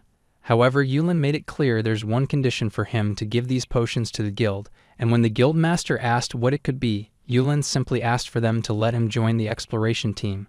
The guildmaster was in a pinch and couldn't decide what to do, so Jonas came forward and suggested to the guildmaster it should be fine to bring Yulin along. He vouched for Yulin, saying Yulin might be level 1, but his skills were proved in the duel, and also he's offering so many advanced potions, which makes him a rare find even as a healer. Yulin didn't like the sound of being called a healer, and even if he appreciated the praise, he didn't want to fight the guy who's about to be in the front lines during exploration. Now Jonas asked if anyone had objections in bringing Yulin along, and others agreed to bring him, thinking it should be fine since Yulin did put up a good fight against Jonas, and if Jonas is vouching for Yulin, they don't have any complaints. Jonas gave the final word to the guildmaster that they'll be taking Yulin along, and the guildmaster didn't mind if everyone's on board with it. Jonas was glad for Yulin, and Yulin just nodded and thanked, even though he only wanted to fight on the front lines himself. Jonas lets Yulin know he'll have a lot of work to do from the rear, and Yulin can't openly oppose it since it's enough that he can go for now. Right then, someone yelled and stated Yulin is obviously going to bring her to the dungeon with him. The person was none other than Fina, and others just thought of her as a kid, who should better stay home and wait for her dad's return. Fina yelled at everyone to stop treating her like a child, as she's older than all of them. Jonas remembers seeing her once before, then Yulin explains that she's actually his tamed monster. He figured she should be fine joining them as well in the dungeon, but it was already hard for everyone to even accept that this kid is a monster. Even Jonas wonders if she's one, since she looks like a human, while Yulin figures it should be fine calling Fina as his friend, even though they're not officially contracted yet. Fina showed her hand transformation to prove she's a familiar, then Yulin suggested they could have her level appraised, as she's over level 100. Jonas relied on Alina's help to appraise Fina's level, and she confirmed to him that Fina is really over level 100. In that case, he doesn't see a problem in her coming along, and Fina gives a smug to Yulin now that she can join him too. Yulin still suggested she could have stayed at home on another hand, which pissed her off, and she reminded him that she'll follow him wherever he goes, they're inseparable. Other adventurers are kind of envious to see Yulin having a familiar of level 100, while Yulin didn't care about anything as long as he gets to enter the dungeon. Later, everyone part of the exploration team gathered at the entrance of the dungeon, and Jonas declared they'll be diving in the uncharted depths of this dungeon, so everyone be prepared. Jonas' speech filled their hearts with courage, and with their morale checked, they dived right into the dungeon, and our boy followed along from the rear parts. Yulin recalls that in the game Fantasia Historia, there were unique features like monsters changing based on location, and this dungeon is likely the same. He wonders what dangers he'll face here, but suddenly, Yulin couldn't see anyone else, and even the path behind him vanished and a wall appeared out of nowhere. Yulin realized this is a one-way dungeon, the kind which teleports anyone who enters, and to escape, one needs to either defeat the boss on their floor or find the exit gate. Yulin is sure he'll defeat the boss, but he can't guarantee to find the exit gate, so his answer is clear. But as for other adventurers, their disappearance means they will face a similar situation, and this reminded him of something similar in the game. Yulin remembers there was a dungeon in the game that scatters people called Party Killed, and it seems this dungeon is the same one. In this dungeon, everyone will face an entire floor-like situation by themselves, which means he should be having quite fun here because he wanted to fight solo anyway. Yulin proceeded further and was soon met with a horde of goblins. He skillfully liked the goblins without much difficulty one after another, and the ordeal was too easy for him.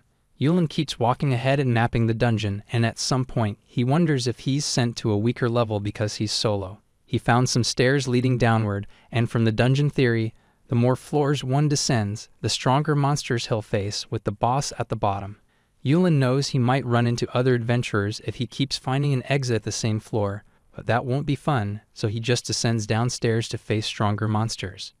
The next monster he faced was a bipedal wolf-like monsters of around level 5, and they don't even seem to be any threat to our boy. He easily went right past those wolves and eventually came across more stairs heading downward. On the next floor, Yulin came across a level 25 ogre, and Yulin was starting to have fun with the increasing levels of monsters on every floor. He knew the attack patterns of all monsters, so he used that knowledge to dodge and attack when they're vulnerable to defeat them quickly. Yulin wanted to face tougher monsters, so he kept going, and the next challenge was a werewolf of level 59. However, compared to the steel-scaled dragon of level 532, Yulin finds these monsters as weak and not dangerous enough. He used flashbangs to blind the werewolf, followed by throwing off a grenade at its torso, then finishing it with a poison knife.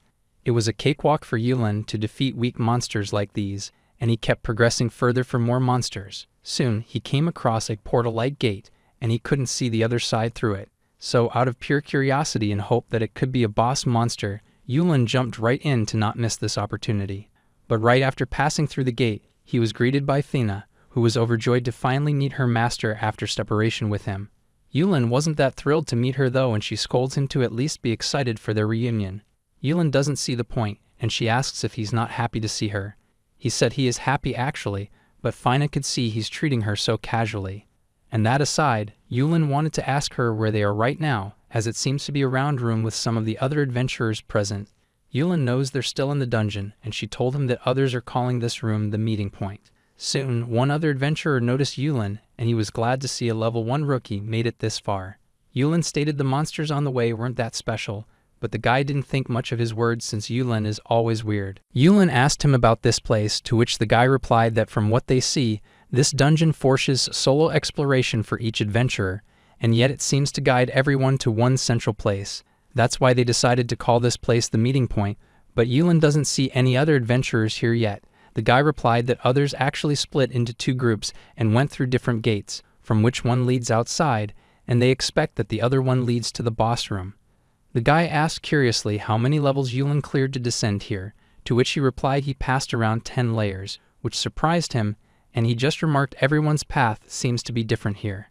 Thena mentioned she arrived here in 3 levels, then Yulin asked another guy how many did he pass. The guy replied he made it here after passing 6 layers, which makes Yulin understand now why he is later than this other guy, since he was faced with more levels. Still, the guy can't believe Yulin really made it this far, since he thought a level 1 like him would be a goner. Yulin can't blame them for thinking that, but the guy was surprised when the ghoul here still believed Yulin was alive.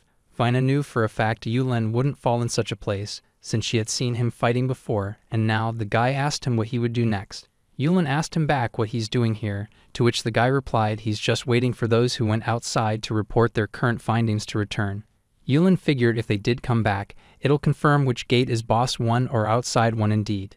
The guy suggested Yulin to stay here with him, and he'll share some of his food as well, but Yulin decided to just move forward. The guy asked if he's sure about that, since it could be a bossed area ahead in that unknown gate, but that's exactly why Yulin is going, because the dungeon boss must be a strong and perfect target. Thena was going along with him, and the guy realized he can't stop Yulin from going after all. However, he asked him if he could spare some healing potions just in case somebody returns injured, and Yulin did just that and left a couple of them with the guy. The guy wished for Yulin to stay alive out there, and now Yulin is standing in front of the 2 mysterious gates. He hops in the right one hoping it to be a boss area, prepared to face any impossible match again.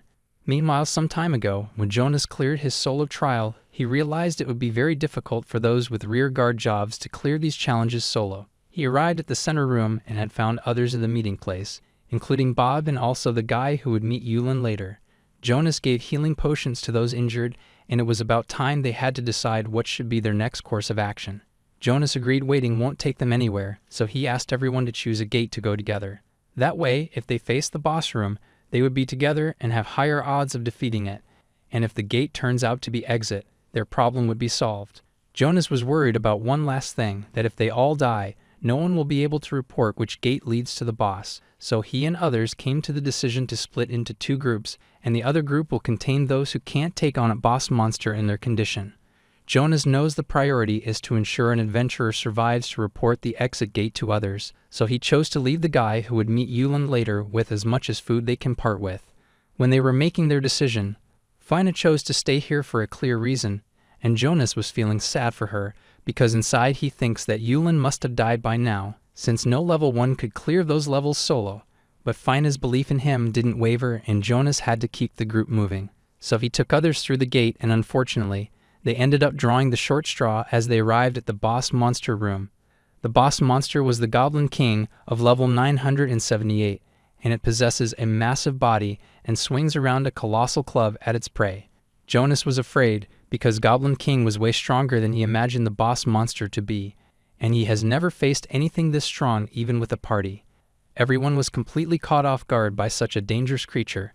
because most of them, including Jonas, thought that since monsters till now were weak, the boss monster won't be much trouble. But now Jonas realizes how big of a mistake it was to judge the difficulty based on his experience, and now he declares to everyone that they can't afford to flinch and have no other way than fighting together to take this boss monster down. Jonas is sure if 8 of them attack together, there's a chance they might overpower the boss. He decided to charge first to draw its attention, so others can strike the Goblin King from another direction. However, only Jonas was the one who could charge ahead, and even so his attack was easily blocked by the Goblin King with his club effortlessly. Jonas was pushed back like nothing by the Goblin King, after which the monster showed great speed and attacked Jonas from the other side, landing a direct hit. The Goblin King seems to be a clever monster, as Jonas never saw a monster plan its tactics and deceive others by holding back on the first attack on purpose. As the Goblin King was about to swing its next attack, Jonas knew he might be done for, since his sword was thrown off before. Right then, other adventurers teamed up to step in and protect Jonas from the Goblin King's attack with courage, and Jonas realized he still had a lot to learn. Jonas took the command and ordered mages and archers to keep their distance and keep supporting them with spells and long-range attacks, while those on the front lines kept confronting the Goblin King head-on. Everyone kept working together in sync to overcome this tough battle, and they finally started to land a couple of slashes on the Goblin King's body. Jonas put all of his strength into the next attack since their lives depended on it, and before the Goblin King could make a move, he finally landed a critical hit at the Goblin King's torso. Everyone wondered if they managed to defeat it, and looking at the situation, they were almost convinced that Jonas defeated the boss and the dungeon is cleared now. Jonas thought the same and was relieved they made it out alive, but looking away from the goblin was his biggest mistake, as an attack grazed right past him and knocked out Bob standing in his left. One by one, other adventurers also got hit by the rocks at such a high speed that injured them heavily, and it turns out the Goblin King was still alive. Jonas doesn't get how that monster is knocking out everyone so quickly, and it was when he saw a piece of rock in the Goblin King's hand. Jonas ordered the standing ones to scatter to avoid being an easy target, but he himself couldn't dodge the rock and got hit with a powerful force. Jonas suffered serious wounds, and even a veteran like him, with carefully picked adventurers, is brought down by just a rock throw from a boss monster. Jonas refused to go down that easily, so he tried to put up a tough fight, only to be struck by the Goblin King's heady club like a baseball bat. Jonas was thrown off flying like a ball, and he hit the wall with blood coughing out of his mouth. Jonas was now lying beside the wall defenseless, thinking that he must not lose focus here, because as long as he's conscious he can fight. But he was scared, and didn't want the Goblin King to attack yet, because he can't do a single thing if that thing attacks now. Just then, he heard a voice saying that the party had already started, and Jonas couldn't believe the source of this voice and felt the need to ask the person why he was here. The person who arrived just now is none other than Yulin, and he replied Jonas's question casually, that he's obviously here to fight the boss monster. Yulin is thrilled as he feels like he hit the jackpot and got a really strong monster as his opponent this time. And Thena mentioned that everyone else is down but still kicking, so they need to attend to them as well. Yulin just asked her to hand out the advanced healing potions to everyone and send her off with a few of them, while he focuses solely on the Goblin King here. The Goblin King and Yulin looked each other in the eye with the same crazy smile, before the Goblin King charged at him with the intention to kill this small fry weak presence. Yulin prepared to face off against the Goblin King by buying a skill called Parry, and also leveling it up to 4 instantly to deflect the Goblin King's attack, but to his surprise, his knife broke and he had to make a run for it.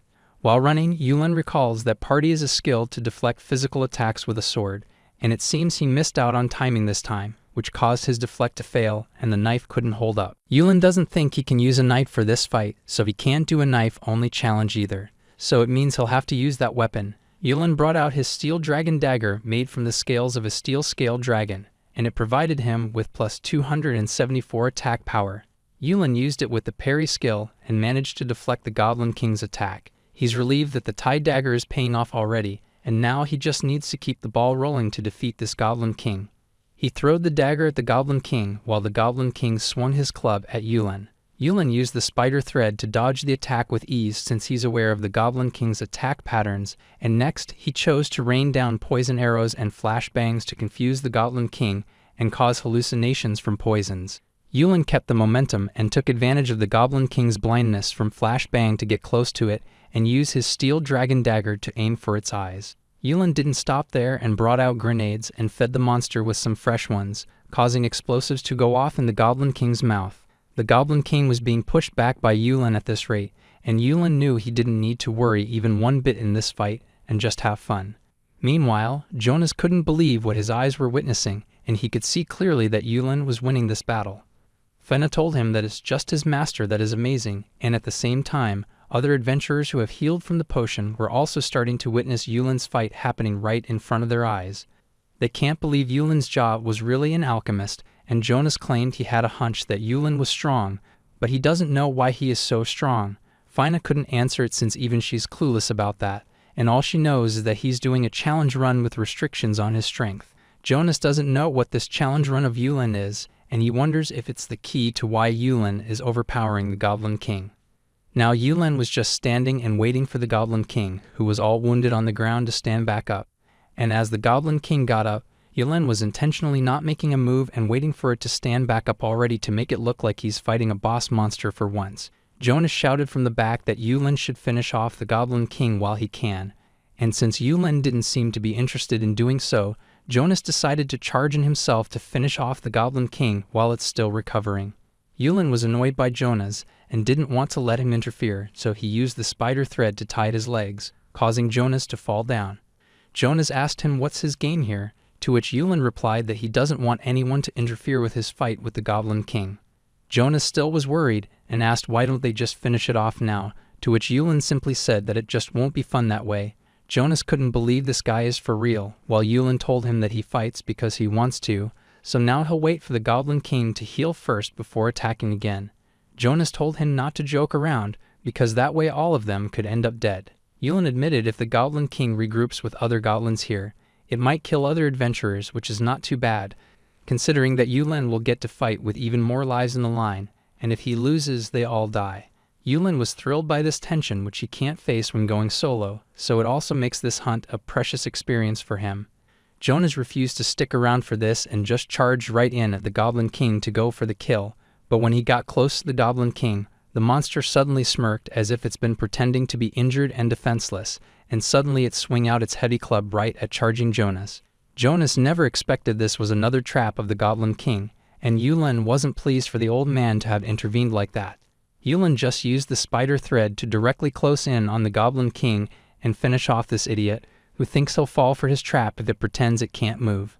Yulin used parry to deflect the Goblin King's attack, which was intended for Jonas, and the recoil was too great for the Goblin King to handle, causing it some serious damage without Yulin even having to attack, and died right after hitting a wall.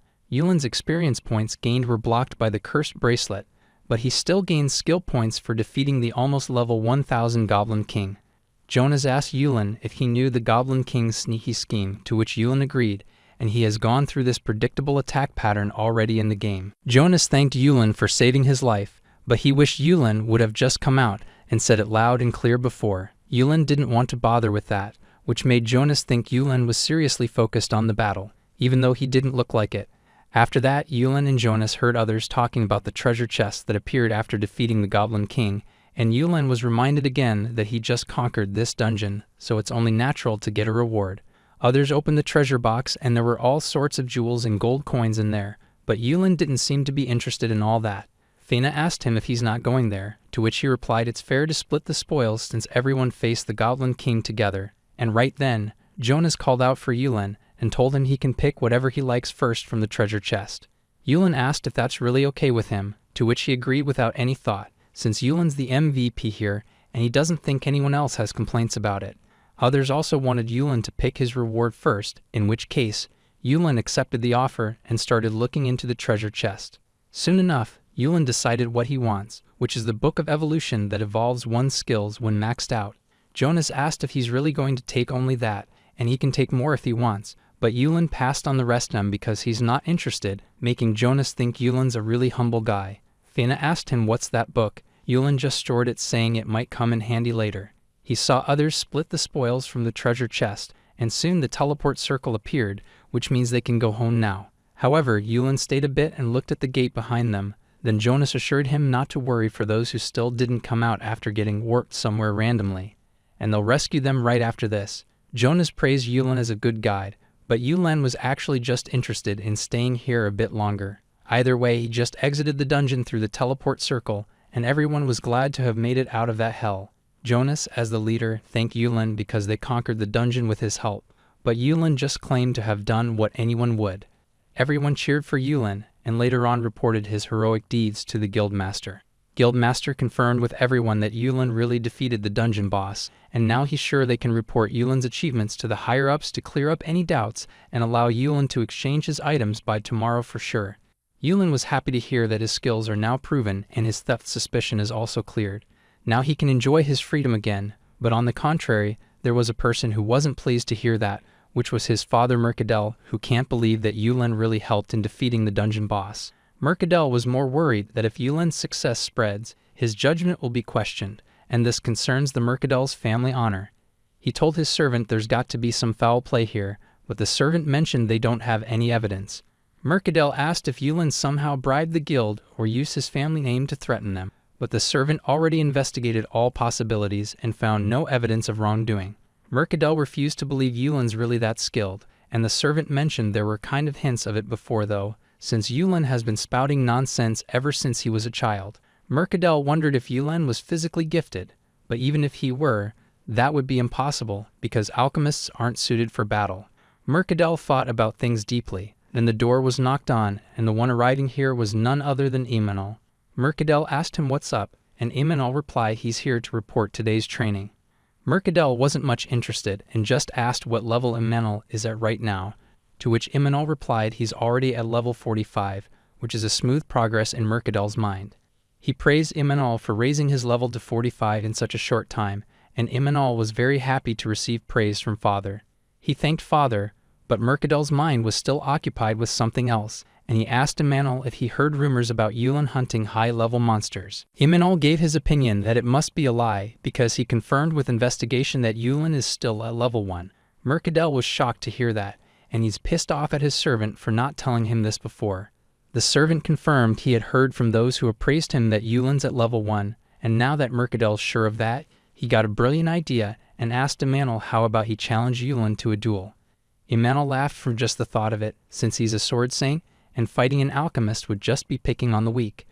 Mercadel stated that's exactly why he wants it, because by exposing Yulin's disgraceful antics to the public, they can unmask the lies of his so-called achievements. Imanol agreed that would be awesome, so Mercadel ordered his servant to call Yulin to the duel arena and spread the word of duel far and wide. He wanted to make sure to humiliate Yulin in front of the crowd, and also made sure to let Imanol know that it's not just about winning, but to display overwhelming power. Imanol claimed he intended to do just that, and both of them plotted for Yulin's downfall. Meanwhile, Fina was sleeping right beside Yulin on his bed, and she was dreaming of something while telling Yulin not to get too comfy with her. Yulin wonders just what kind of dreams she is having, and he's annoyed that she's sleeping better than him while he tolerated her intrusion. The first thing he wanted to do was to visit the Adventurers Guild and see if he can cash in now. He told Fina they needed to head out. When he arrived at the guild, Yulin was called out by the guildmaster, who was expecting him. Yulin asked the guildmaster what happened with cashing out, but the guildmaster began sweating as things got a bit complicated again, and Yulin was sick of hearing it.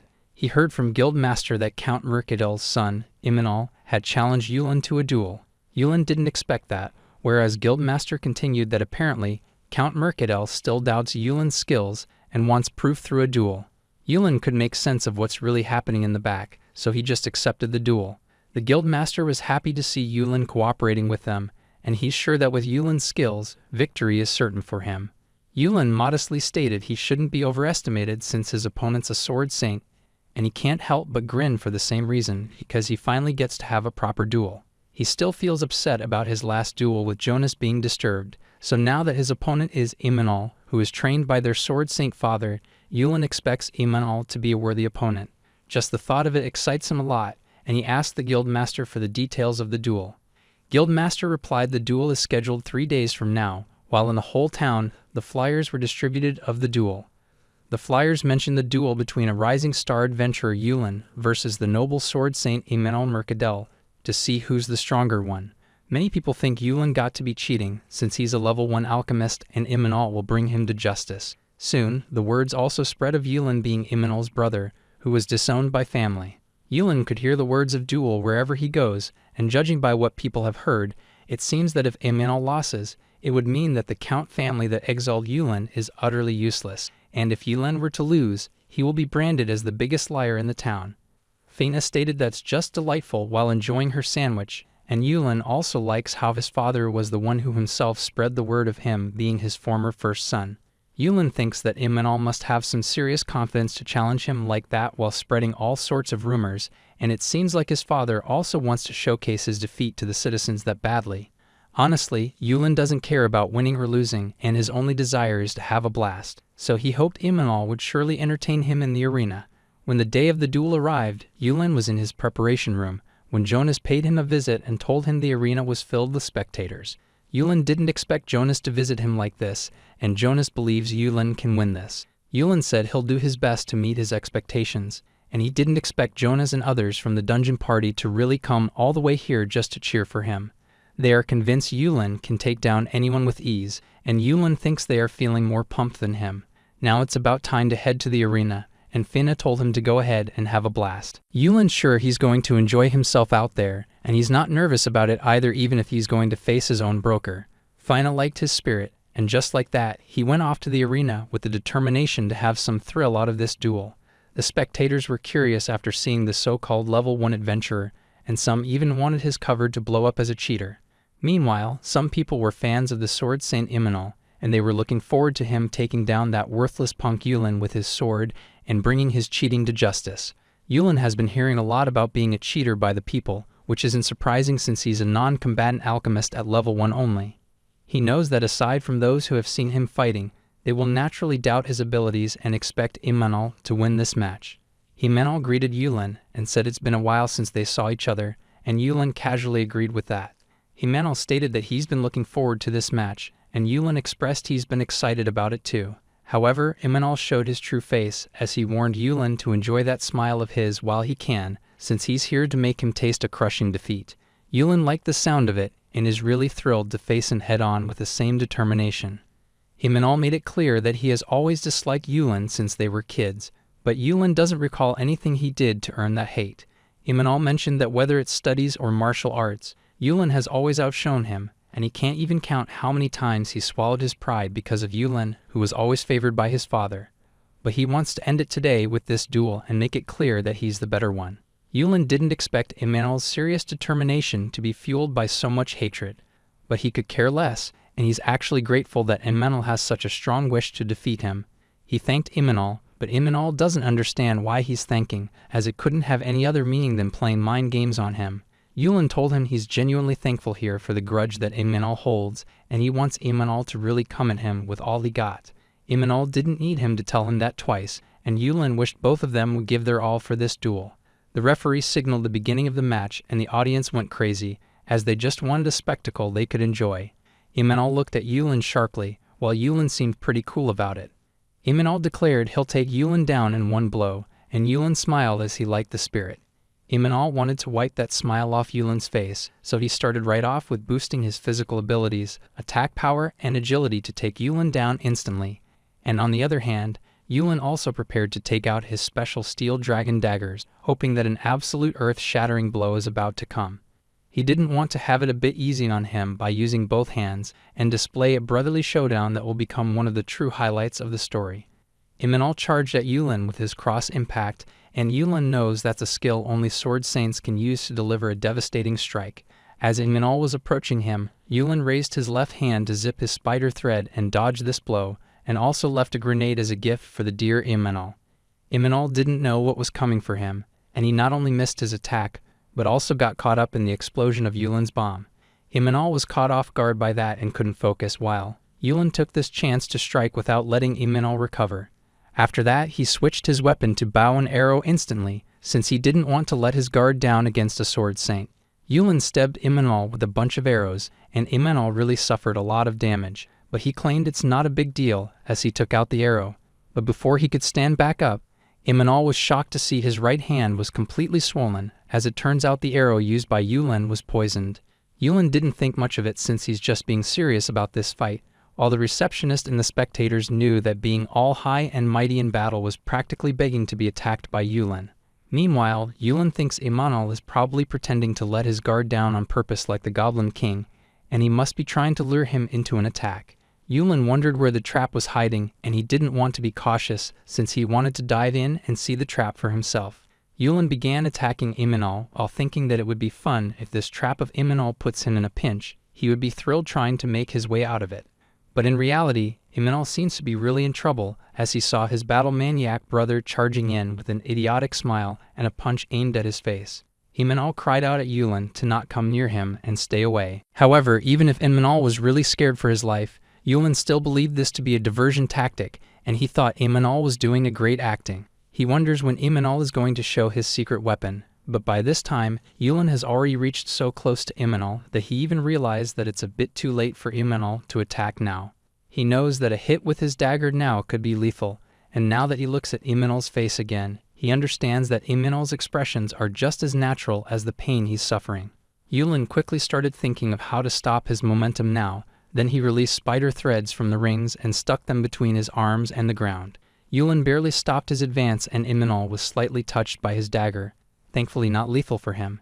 Yulin was glad he barely stopped in time, and now spectators started to think that Imanol is weak, and if his opponent Yulin can do all that, he can beat any monster indeed. Imanol is feeling humiliated to be defeated like this, so he claimed this is unfair, and Yulin can't possibly win if he hadn't used those weapons in the duel.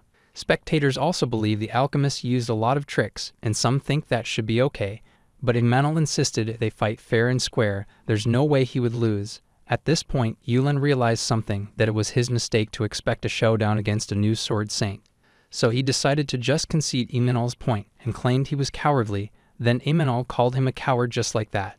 Yulin sighed and asked Imanol what he suggested now, and what exactly a fair and square fight would be in his eyes. Imanol told him that the weird string-like thing he used for movement is totally off limits, and Yulin accepted this condition right away. Imanol then asked him to treat this poison, and also using poison will be off limits. Yulin accepted that as well as Imanol's request to not use bows and bombs. Yulin promised no bows and bombs will be used now, which leaves him with only daggers to use. Yulin apologized for using underhanded tactics, and gave Imanol healing potion to get back to his healthy state. After drinking the healing potion, the duel was about to start over again, and the audience was confused since they didn't expect a duel like this. Yulin was bored as he had to wait until Imanol fully recovered, and when he arrived, Imanol was eager to fight his brother with honor now without any shady tactics. Yulin got up and reminded Imanol that he made so many concessions just for him, so he wants to ask once if Imanol is sure now that he can beat him. Imanol agreed and claimed there's no way a sword saint would lose to an alchemist, and hearing those words gave some relief to Yulin. Yulin's grateful for the chance to fight again, and now he's pumped up even more after he got more restrictions on him. Yulin told Imanol beforehand to make sure to entertain him properly, and Imanol declared that he's going to twist that face of Yulin into despair now. Yulin liked his spirit, and inside he thought Imanol better make this match worth his time, or else he will surely lose his temper. The referee started the match, and Yulin recalled once what he can or cannot use in this round. He wondered how Imanol would respond now, but to his disappointment, Imanol charged at him with the same tactic as previously, and Yulin confronted his attack head-on with parry skill. After deflecting his attack, Yulin went for a strike from the left, and Imanol blocked it with his sword. But that turned out to be a feint, while Yulin's real attack was kicking Imanol in the chest and throwing him off guard. After that, Yulin threw his dagger at Imanol and grazed past his neck. After that, he clashed head-on and made Imanol collapse on the ground with a heavy foreshe. This battle kind of reminded Yulin of the good old days, since they used to have grappling during their martial arts training. Yulin recalls how he used to win every time, and Imanol would sulk and refuse to play next time. Yulin shouted at Imanol to get up now, and Imanol shouted back that he didn't need to tell him that, as he'll stand up on his own. Yulin asked him if he needed to tighten the reins even more, since he went out of his way to compromise, and yet Imanol is disappointing him repeatedly. Imanol told him to shut up and claimed it's just a fluke, and this is just a bad day for him, because normally a sword master beats an alchemist any day. Yulin stated if Imanol wasn't feeling great, that would be understandable, so he just decided to not use weapons either and put his daggers back into the item box. Imanol was pissed off from being underestimated like that, in which case Yulin decided to just use one knife instead. Yulin swore that he won't hold a grudge or curse even if Imanol comes at him with the intent to kill, and all of this just pissed him off even more. Imanol stood back up, and he again repeated his pathetic combination, and Yulin wished Imanol would just stop boring him already like a giant spider with only one attack. Imanol attacked Yulin with a cross impact, but he dodged it easily again and made Imanol lose his footing without even doing much. Yulin is confused just what is he even watching, because Imanol is just way too weak, and this is pissing Yulin off. He finally lost his temper and shouted that all Imanol is doing is just charging in like a fool, so he's over it now, because no way Imanol would land a hit like that. He scolds Imanol for a whole 2 minutes, telling him to use his brain and at least think of other methods to attack, because no matter how high his attack power is, if he can't hit anything, it's just a waste of breath. Spectators didn't expect an opponent would scold another one in a duel like that, and Yulin is tired of saying that Imanol is in a real pickle and letting him down. Imanol told him to shut up, but he ended up getting scolded even more by Yulin, and he asked just who taught Imanol all this nonsense. Imanol told Yulin to stop his nonsense instead, because it's clear he's the one who's gone off the rails. Imanol cried as he shouted at Yulin to not dare mock him, because he finally stood above him after so many years of suffering when he became the Sword Saint. Yulin could see Imanol clearly been bottling up a lot of feelings towards him, but that aside, he asked him to just get up again and gave him one more chance to face him. He told Imanol to come at him with the intent to kill this time, and Imanol stood back up all frustrated, saying Yulin didn't even have to say it. Imanol charged at Yulin with the same lane combination again, and Yulin was tired of it.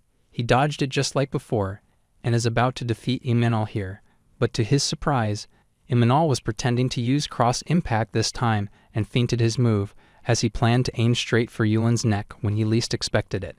But Yulin was a sharp one, and he dodged it by ducking, and he's glad this thick-headed bastard finally used his brain a little. But he's still naive, since his feints were obvious to Yulin's eyes, and before Imanol's next attack, Yulin just headbutt him in the stomach, and used this chance to point his knife at Imanol's neck, to finish the duel with his victory. Yulin declared it's a checkmate, and Imanol accepted defeat this time without any drama. The referee announced Yulin as the winner of this duel, and the whole audience was talking about how the Alchemist crushed it while the Sword Saint couldn't do a thing.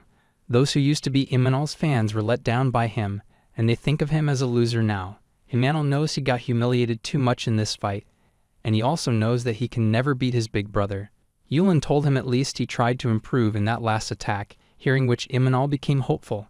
Yulin stated if his reflexes had been even a split second slower, Imanol would have won, and he got what it takes to pull it off, so he needed to keep pushing.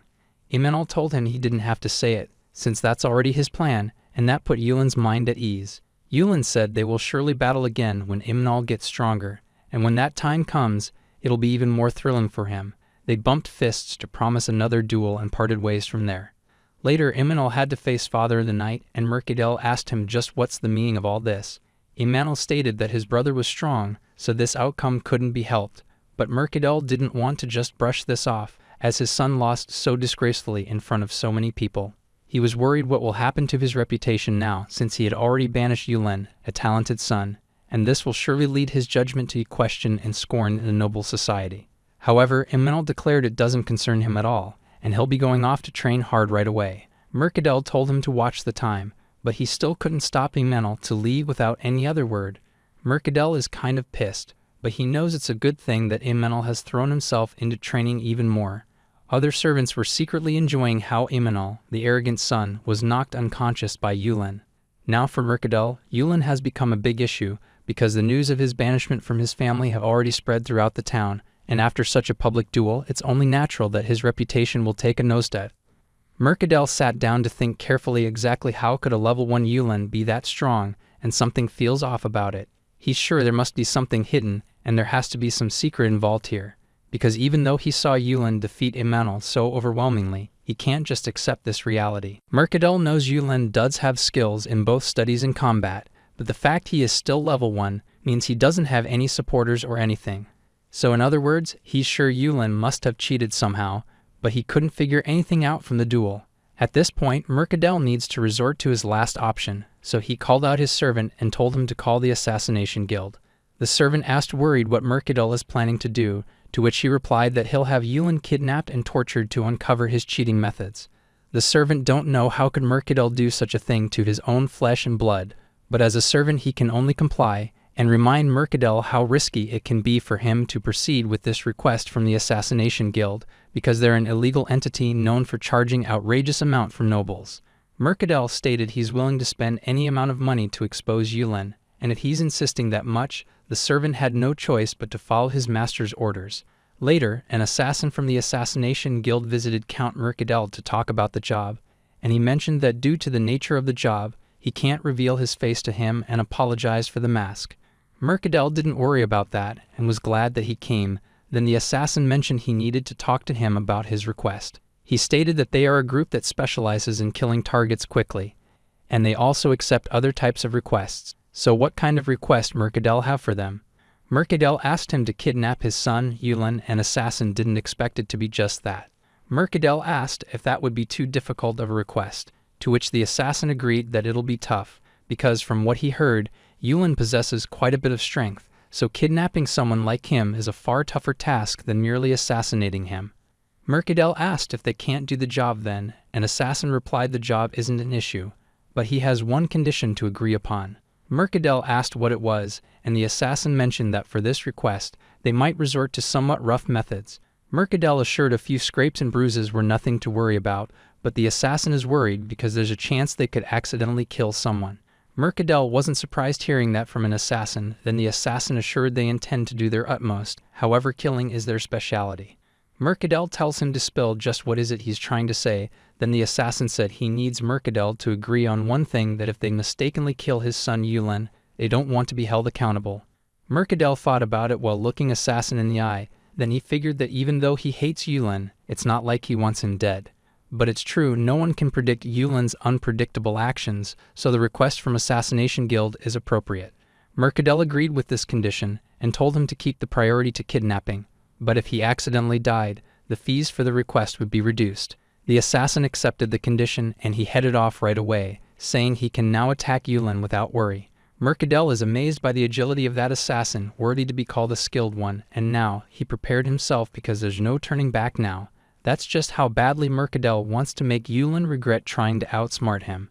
Meanwhile, Yulin was getting bored at his inn when Fina asked him what they'll be doing today. Yulin thought about how he's been fighting non-stop lately, so he's a bit tired now. He decided to take a break, hearing that Fina was excited and she expressed wanting to go somewhere then. Yulin told her to calm down because it's nothing that big, but when he looked at her face, she really seemed happy at the idea of going out. She teased him saying not to gawk at her face like that. Then Yulin mentioned he was just thinking how soft her ears look. He asked Fina if he could touch them, and she didn't mind. Yulin gave it a try and touched her ears, and as he moved his fingers around it, he was mesmerized by how soft and amazing they were. Yulin felt like he could get addicted to this, and then suddenly Fina asked him not to go any further. Yulin apologized and noticed her face was all red, which doesn't make sense as he only touched her ears. He quickly changed the topic and asked her where she wanted to go, and Fina got up instantly saying she had so many places she wanted to visit, most of which were only food places.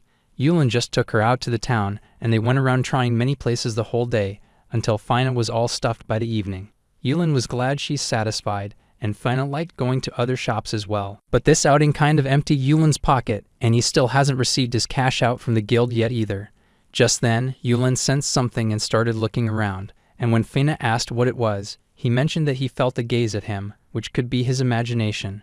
Yulin looked around a bit and didn't find anything out of the ordinary. Fina told him he must have been tense from all the fighting. Yulin still feels something's odd, and she told him he's the odd one here. Right then, Yulin is being watched by a group of assassins in dark hoods who finally found their target, and their in charge made it clear that the gold beside him isn't part of this request. These assassins were pure serial killers and wanted to kill Yulin and Fina, since kidnapping them would be a hassle. They in charge told them not to lose sight of the mission and signaled the mission to begin, and they instantly surrounded Yulin and Fina at one signal. Yulin was caught off guard by these guys, and when he looked at Fina if she's safe, he saw that these guys held her hostage with a dagger pointed at her neck. Fina apologized for being caught like that, and this situation is seriously in Yulin's disadvantage because they were too many in number. Yulin asked them what's the meaning of this, and the only answer he got is that they're just following orders from someone to kidnap Yulin. Yulin can't help but laugh, and others wonder if he's in despair. Yulin was actually thinking that even though he's all about challenge mode, this situation is more dangerous than any of them, which means he doesn't really have the time to enjoy his break off, and is now thirsting for more thrill. He noticed the footsteps of these masked guys shows that they're all seasoned warriors, and moreover they have artifacts which blocks their level from being appraised. Judging by how they managed to take Fina hostage so easily, they should be pretty high level. The assassin in charge told Yulin if he just surrendered peacefully, they wouldn't take that girl's life. Then one of them suggested they should just kill her, to which the in charge strongly refused and told others with the same thought to behave. Their discussion of wanting to kill Fina was confusing Yulin if they're trying to scare him or just want to kill her. He asked them who they were, and the in charge replied they're the Assassination Guild. Yulin can believe he's facing an undercover assassination guild, which makes him want to know whose request was this. The assassin in charge replied he can't answer that, but Yulin is pretty much sure that his father probably hired them to assassinate, or rather abduct him. Fina told Yulin to leave her and run, then one of the assassins closed her mouth and said they should wrap up the chit-chat and just finish the work. They were kind of wanting to kill her and pretend it's accidental, in which case Yulin couldn't wait and he was about to take out his weapons, but suddenly one of the assassins attacked him and grazed his left shoulder. Yulin couldn't keep up with their speed, and he can't even fight back because they got Fina as hostage. He didn't expect these guys could also mask their presence while attacking, and the situation was getting bad. He tried to escape this cornered situation by using a spider thread, but the assassins cut it off, as they have already come prepared after investigating how Yulin fights. They wonder if they should keep punching Yulin until he passes out, and so they start punching him one by one. Yulin was feeling a lot of pain because he's still just a level 1, and Fina couldn't bear her master to suffer like that. The assassin holding her warned her to stay still, and she can't do anything in her situation. Then one of them asked what if they kill this girl, since she's not part of the request, but others replied that will defeat the purpose of taking her hostage. Whereas the guy punching Yulin stopped and wondered if he's already dead, since Yulin wasn't moving. The assassin in charge reminded everyone how much he told them to avoid killing as much as possible, but the guy just claimed to have forgotten it, and they started arguing because the job could be rendered failed if Yulin died. Meanwhile, Yulin was alive, and he was amazed, because it's a miracle that he hasn't lost consciousness yet. He thinks this is the biggest crisis of his life, and he's in deep trouble because he's not only being attacked by Assassination Guild with members starting from level 150, they also have Fina as their hostage, which makes fighting back impossible for him. This is the kind of situation Yulin exactly wanted, but he wonders why he's not having fun. The assassins wonder what this guy's saying now, and the one punching him is annoyed and asks if he should just beat him until he dies. Yulin has made up his mind that he's beyond furious today, and just realizing that makes him even angrier on these guys. One of the assassins decided to just kill him, since he's annoying them, whereas Yulin said that they didn't do good by making Fina kneel and cry like that. Yulin didn't feel good about letting her reach that situation, so he finally removed the cursed bracelet from his hand and threw it away. The assassins were confused about what Yulin was trying to do, while Yulin made it clear that now there's no chance he'll let any one of them get away with this. Yulin received the notification that since the cursed bracelet is lifted, all the experience he has earned till now will be reflected.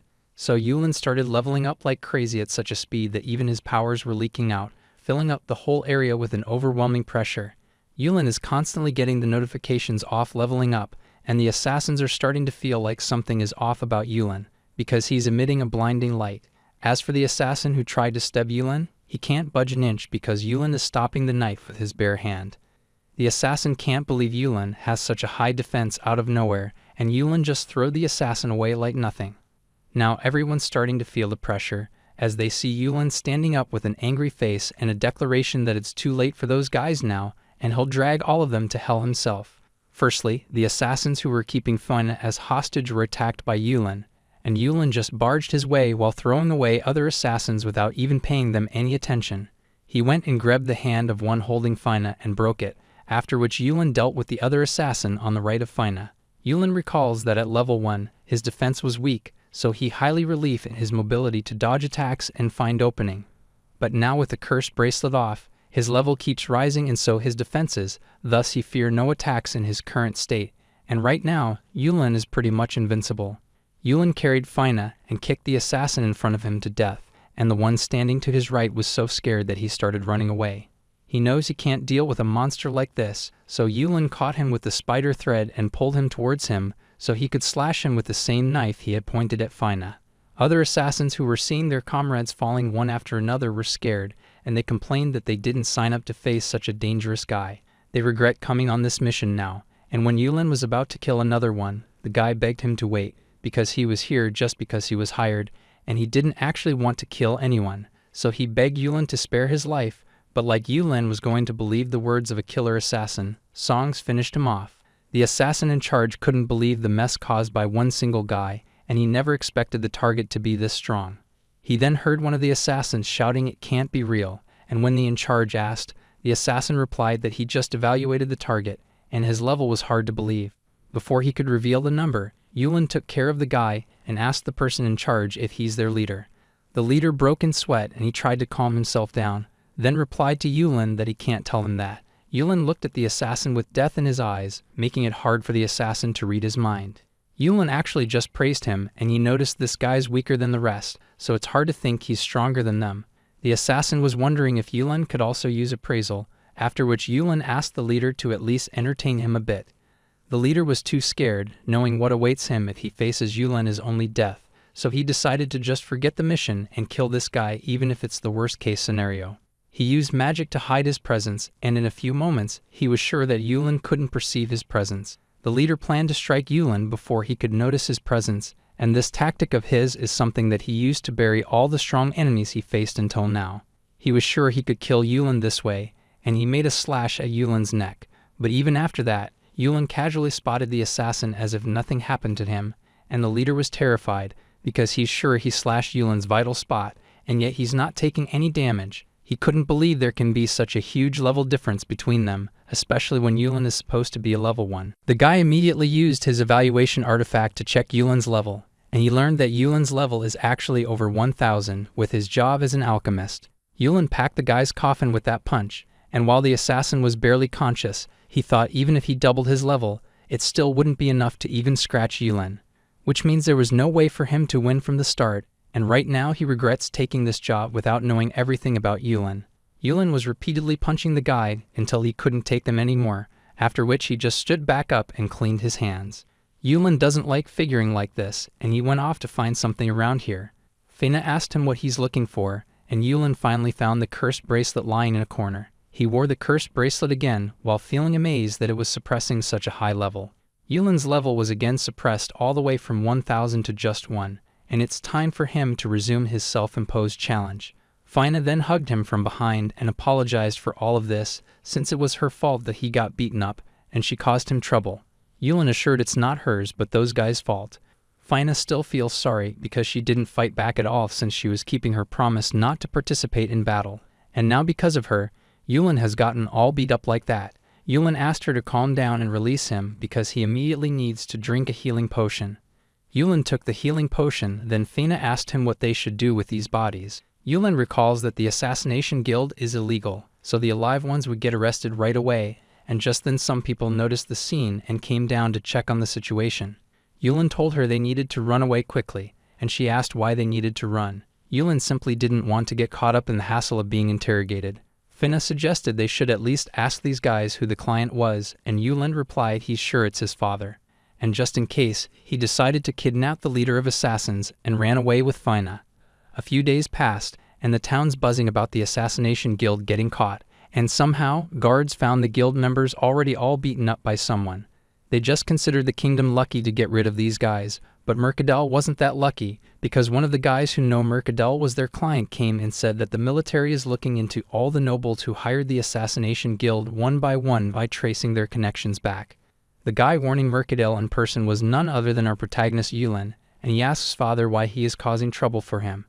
Mercadal asks Yulin why he is here, to which Yulin replied he just wanted to meet his father, but Mercadal knows that's not a friendly way to meet because Yulin also brought the leader of Assassination Guild with him as proof right behind him. Mercadal refused to know that guy, and Yulin was pretty sure he was, so he asked the assassin again what he thinks. The assassin replied he was ordered by this man to kidnap Yulin, and Yulin pulled father's leg, since what he says doesn't match with what the assassin claimed. Mercadal knows Yulin is already aware of everything, and Yulin also added that since other assassins were captured, it's only a matter of time before the truth comes out. Yulin made it clear just in case father didn't know that he was attacked by everyone in the Assassination Guild.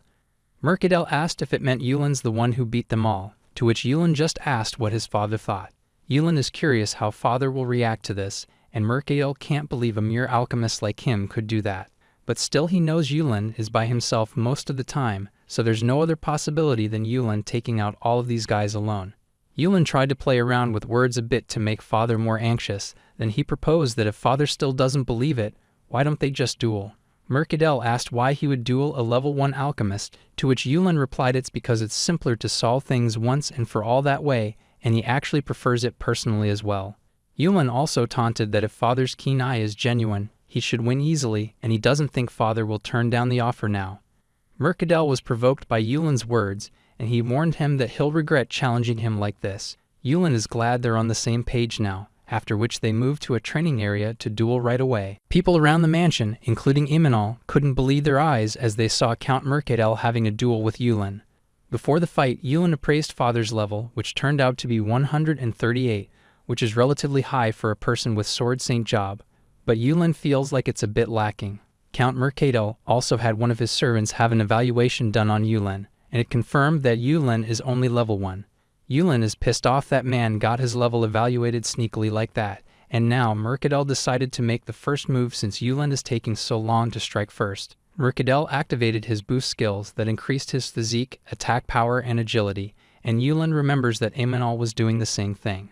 However, he could see that Father's attack is on a whole another level than Imanol since he's way more experienced. Yulin was thrilled, and he tried to parry the attack head-on with his starting knife, and it was broken by him.